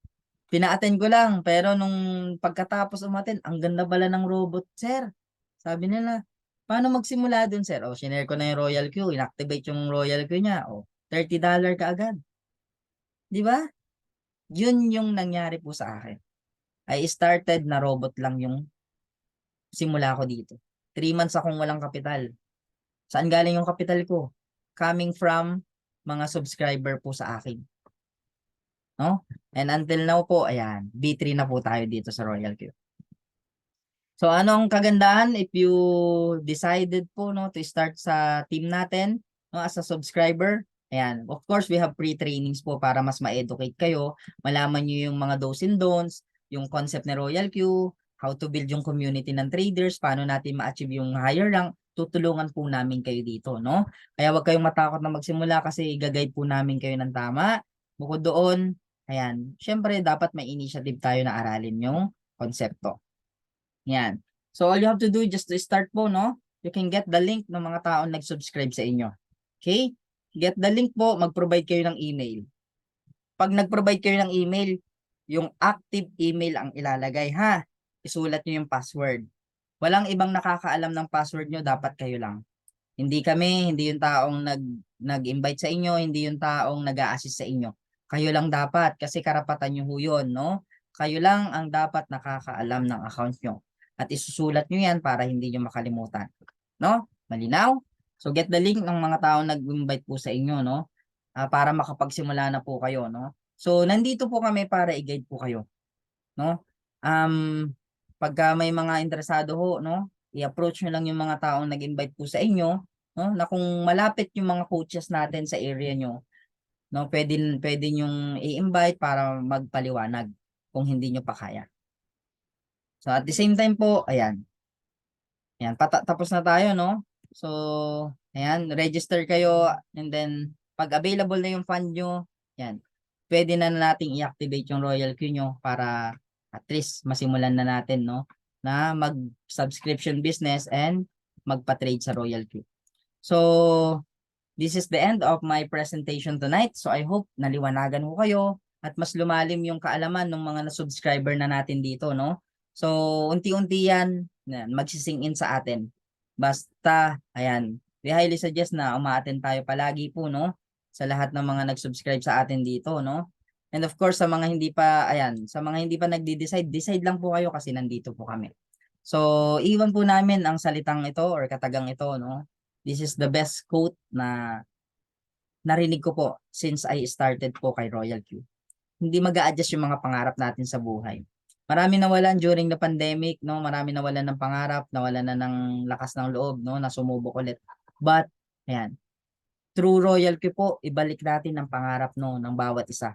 Yan, walang imposible ho dito kasi lahat po ng subscriber natin dito kumikita ho, no? Kumikita po bukod doon, yan, inaaralin lang po natin ng business, no? Kasi tayo yung mag-a-adjust para makamit po 'yon. Tayo yung mag-a-adjust para makamit natin yung mga pangarap natin sa buhay. Hindi yung pangarap natin ang mag-a-adjust. So sa pagkamit ng pangarap, yan, kalakip na po diyan yung internet kaya dapat lagi kayong may internet. Yan, lagi kayong nasa Zoom para ma-educate po kayo, no? Mas maaral niyo po yung concept ng business natin. So with that, ayan, thank you so much sa lahat po ng mga umattend po sa atin tonight. I hope you've learned a lot and then nakatulong po kami sa inyo para makapag-decide po kayo to start. So let's start with the Q&A. If you have question, mga bumabagabag sa atin or yan, mga gustong i-clarify, yan. You can type po dito sa comment section natin, no, para mabasa ko at pwede natin sagutin. Ayan. So kung may question kayo po, pwede nyo i-type po, no, para mabasa natin. Ayan, no. Type nyo lang po sa comment section natin, no, habang itina-type nyo yan, kung yung mga question nyo. Ayan. Ayan. So habang tina-type nyo yung mga question nyo po, ayan, i-announce natin yung bukas, no. So bukas we will having a Royal Q introduction, no, na same ng ginawa natin ngayon pero international siya. Ibig sabihin English siya. Ayan, so idol ko po ito si Lovely, Mr. Lovely. Ayan, si Sir Robert Paracazam. Actually, imimit namin siya sa Malaysia by next week. Ayan. So imimit namin mismo po si Sir Robert po is one of the B5, no, rank sa Royal Q po natin. So magkakaroon po niya siya ng Zoom International by tomorrow. So attend po kayo. Same time po, 9:30 para mas malaman niyo po yung pinaka best features ni Royal Q at the same time po, no, ma-meet nyo yung mga kasama nating subscribers sa Royal Q. No, kasi iba't ibang lahi yung kasama natin dito, no? May mga Dubai, may mga basta iba't ibang lahi sila, no? Yan. So, mekos-mekos yung mga makakasama natin diyan. Ayan, of course, sa lahat ng mga bagong subscriber, ayan.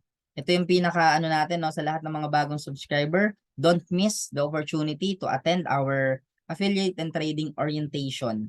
Ayan, no? This orientation is required po lahat ng bago para ma-orient kayo kung ano yung susunod na gagawin nyo after nyo mag-subscribe. So dito yung pinapaliwanag yung mga basic features ng Royal Q and then ano ba yung benefits na mas maganda kapag na-achieve natin yung higher rank.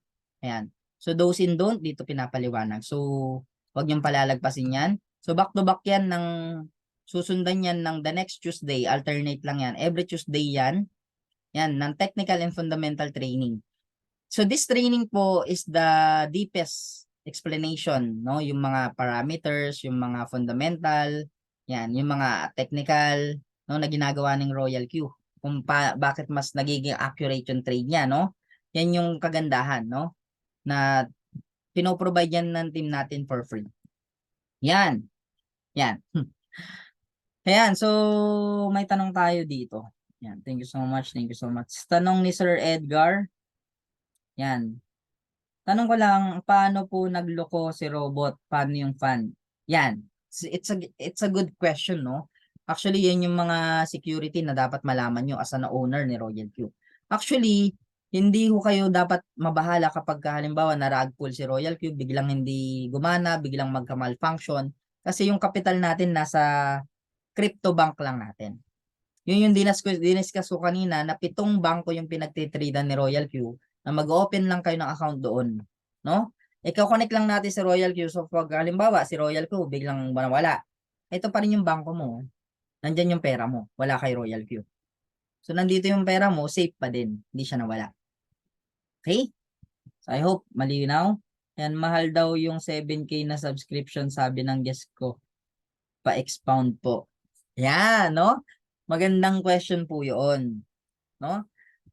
Kung titignan nyo po, napakamura na po ng 7,000. No? Kasi for example, para mag-hire kayo ng isang professional trader na nag-aral yan, no, ng kurso ng trades para maaral niya yung technical analysis, yung mga patterns, yung mga line, 'di ba? Lahat ng yun inaral niya yun at ang binayad niyang amount doon sa kurso na yun is nagre-range ng 80 to 100,000 pesos. Now, ang mga professional trader, 4 hours lang yan nagte-trade. Kasi tao yan, emotional yan, 'di ba? So 4 hours lang yan nagte-trade. Ngayon, i-hire mo siya. Nag-aral siya ng ganun. Tapos i-hire mo siya. 7,000 lang yung bayad mo. Tapos sa isang buong taon. Papayag ba yun? Siyempre hindi. Isang buong taon, 7,000 lang. 'Di ba? Tapos 24 hours mo siyang pagte-trade din. 'Di ba? Hindi siya matutulog, hindi siya kakain, hindi siya magto-toilet. Hindi papayag yung professional trader na yun. Eh ang robot natin, mas professional. Kasi nga 24/7 kaya niya mag-trade. Eh yung tao, 4 hours lang. So ibig sabihin, ang advantage niya 20 hours na mahigit, 'di ba? So napakamura na po ng Royal Q natin kasi sa loob ng isang taon, 'di ba? 7,000 lang. Imposibleng sa 7,000 na 'yan, hindi mo mabawi yung kapital mo at hindi ka kumita ng malaki. Sa kaya sobrang mura na po ng bayad kay Royal Q sa subscription na 'yan. Yan. Si Sir James Jude, saan po magbabayad kung andito ka sa Canada? Actually, yan, you can contact yung taong nag-invite sa'yo, pero sagutin na natin, ano? Actually, may subscriber ako from Canada, no? Mag-asawa yon. Yan. Ang ginawa po nila, hindi ko alam kung may GCash kayo dyan, kung accessible yung GCash. Pero kung wala, pwede po yan, no? Mag-open kayo ng Binance or Huobi or any 7 banks doon sa exchange na yon. And then ililink, i-verify nyo yung account nyo doon kasi hindi kayo makakapag-transact kapag hindi kayo verified doon. No? Pag verify nyo yung account nyo, ililink nyo lang kung ano yung gamit yung bank po doon. And then, pwede na kayong bumili mismo ng USDT. Pag nakabili kayo ng USDT doon sa bangko ng crypto nyo, no, na gusto nyong gamitin, is either Binance, Kraken, Indodax, OKX, no, Bybit, kahit anong mga exchange na yan, no, pwede nyong i-connect yung bangko nyo. And then kayo mismong bibili ng USDT. And then pag nakabili na kayo ng USDT which is 241, ang ita-transfer nyo lang kay Royal Q is yung 141. Kasi nga 120 sa subscription, yung $20 yung $20 po yung sa gas fee. And then coming from your bank kasi may transfer fee siya na $1. So malinis na pupunta sa Royal Q 120. Yung kapital mo magiging 100 siya. So, ganun ang tamang proseso. Pero since kung duda kayo, kasi nga, hindi niya ayaw yung i-connect yung bangko nyo sa crypto bank, pwede yan from remittance. No? From remittance, kung sino yung contact nyo dito sa Pilipinas, no? At ang gagawin po nung contact nyo sa Pilipinas, ilalagay niya sa GCash niya. Tapos since verified yung account niya sa crypto bank niya, siya na lang muna yung bibili ng USDT. Tapos, ita-transfer yan dun sa Royal Q nyo at ita-transfer yan dun sa crypto bank nyo. Ganon yung pwedeng process ko dyan pagka taga-ibang bansa kayo. Actually, that's what I did. No? Kami nila Coach Rain, yung mga OFW natin from all the way from Hong Kong, Singapore, Taiwan. No? They send a money po sa akin. Sa akin po, no? Kinukuha ko sa remittance or diretso sa bangko. Kasi syempre trabaho, araw sa trabaho. No? So, ako muna yung bumibili and then kapag ready na yung USDT, tina-transfer ko na sa mga account nila. Tapos, ginaguide lang po natin sila para mag-activate. Yun lang yung tanging gagawin, mag-guide lang po kayo. Wala kayong hihingiing pera. Because the right process is yung kayo mismo yung mag-open account ng bank, again, tapos i-connect yung bangko nyo. Tapos kayo yung bibili. So wala kayong binigyan na pera sa nag-invite sa inyo. Wala kayong binigyan na pera sa company. Wala kayong binigyan na pera sa Royal Q. Diba? Kasi kung halimbawa, kinonect nyo yung bangko nyo sa crypto bank, nakabili ka ng USDT, dun sa crypto bank na yon may mga crypto na dun, pwede ka nang mag-buy and sell. Ang problema nga, ang hirap i-analyze. Kaya ka magso-subscribe sa Royal Q. So, ganun ang process po, no? Pwedeng remittance or pwedeng diretso sa bangko nyo po. Yan. Yan. Yan. So, I hope nasagot ko yung tanong ni Coach James from Canada. Sino pa lang nag-invite sa inyo, Coach? Para malaman natin, no? Pa-assist natin kayo. Sino pong ma-invite sa inyo? Kay Sir James Jude? Yan. Ayan. Okay, salamat. Madam Bina. Okay. Kay Coach Bina. Ayan. One of our OFW affiliate marketer, no? All the way from Hong Kong. Yan, you can, ano po, yung ganun po yung pwede nating gawin po. No? I-assist naman kayo ni Coach Aris. Nandito naman siya. Connect ka lang po kayo kay Coach Bina and then connect kayo kay Coach Aris. Yan. So, any question? If you have any question, yan, type lang po kayo dyan. So, of course, we would like to congratulate all the new subscriber po natin from the last month up to now. So, palakpakan naman po natin, bigyan natin ng masigabong virtual clap si Coach Lalaine, ang ating youngest, beautiful affiliate marketer, Coach Lalaine Laurio Rosa, Coach June Cobelo, Coach Charles Arellano all the way from Baguio, and yan, Coach Richmond Tadifa all the way from Baguio as well, and then Ma'am Therese Achas, I think from Dubai. No, and Ma'am Genoviva Valdez Garay all the way from Cavite City. Mga taong nagtiwala ho sa akin online. Ayan. And of course, congratulations kay Ma'am Jenny Nestor Padernal. Ayan, Ma'am Banjilin Biernes. Ayan. Ba't baliktad to? Baliktad yun. Hindi ko mabasa tuloy. Ayan, Ma'am Elena, yan, Genito, Escapalaw, yan, all the way from Dubai. Sir Antonio Ondrada from Singapore, Sir Julius Mateo, yan. Hindi ko mabasa itong isa. Charmaine De La Rosa, yan, Ortiz, congratulations.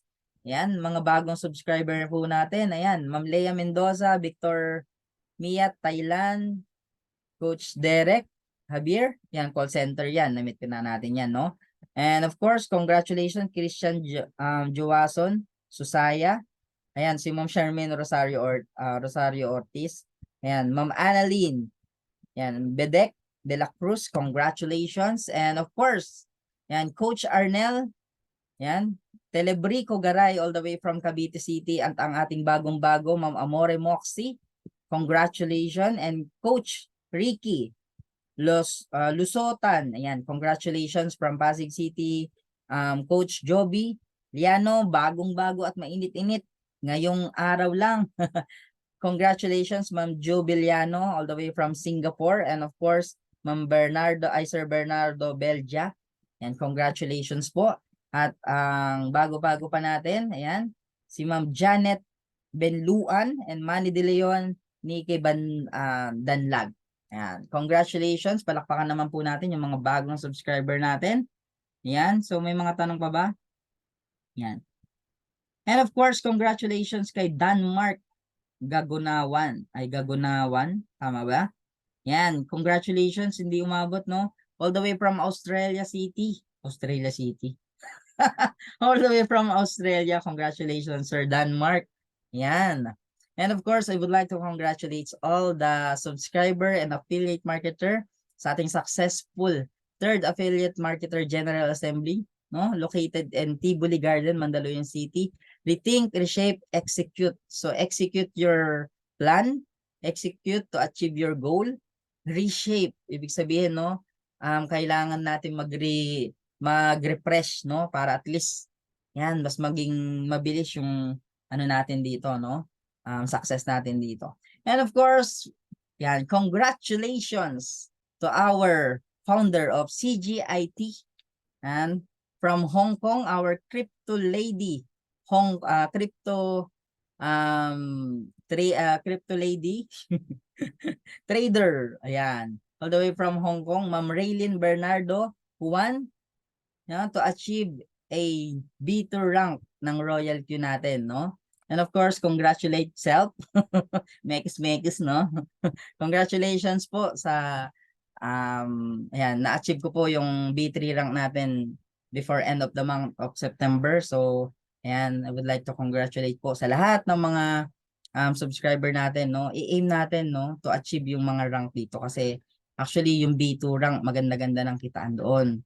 So, once na yung mga nag-subscribe natin, no, tuturuan po namin kayo kung paano, at least po mag-guide namin ho kayo, no, para ma-achieve po natin yung mga rank dito kasi the higher rank na na-achieve natin, bukod sa capital trade po natin, pwede tayong kumita.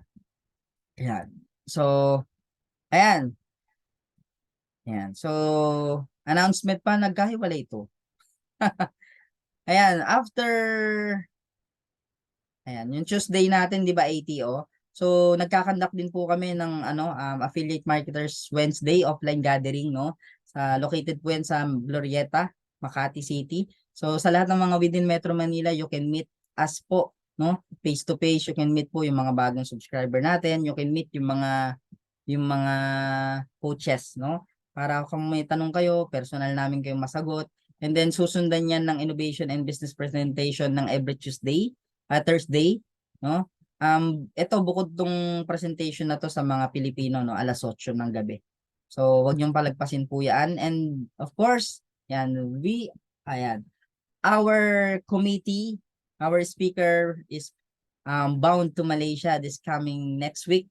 So, yan, sa mga may kakilala po sa Malaysia, you can connect po sa amin, no, para ma-share natin sila dun ng ating Royal Q. Uy, may Tesla ako. Yan yung Tesla ko po, no? Yan. Anyway, congratulations po sa lahat ng mga umattend po sa atin, no? I hope you've learned a lot, and sa lahat ng mga subscriber natin, keep on learning, no? The more na mas marami tayo natututunan, lumalalim tayo dito, yan, mas nagiging eager tayo to share the Royal Q. So, congratulations everyone. Thank you so much. Ginabi na ho tayo. So, sa lahat ng mga nandito po, no? Maraming salamat po. Shout out na natin sila isa-isa para tornado na yan. Yan. Congratulations and thank you so much, Coach Patty, Sir Sub, congratulations. Ma'am Antoinette, congratulations. Thank you so much. Ba't ayaw? Yan, dito na lang sa phone ko. Ma'am Antoinette and Sir RB or Ma'am RB Mercado, Sir Bruce James Candongan, CGIT Coach Arnel, and Coach Paz from Taiwan, Coach Rain, thank you so much. Coach Bear Victoria, CGIT. Yan, grabe, no? Grabe yung mga CGIT natin, no? Victoria Estabello, Coach Edgar, Coach Edlin, Coach Fermina Siano, Coach Jane Jude, ayan, Coach Jean Rances, Ranido, and Coach Jen Julian, Jeremy Hesita, Coach Jubil Yano, no? Bago-bago nating subscriber from Taiwan, Coach Jun Mazibag, Coach Lali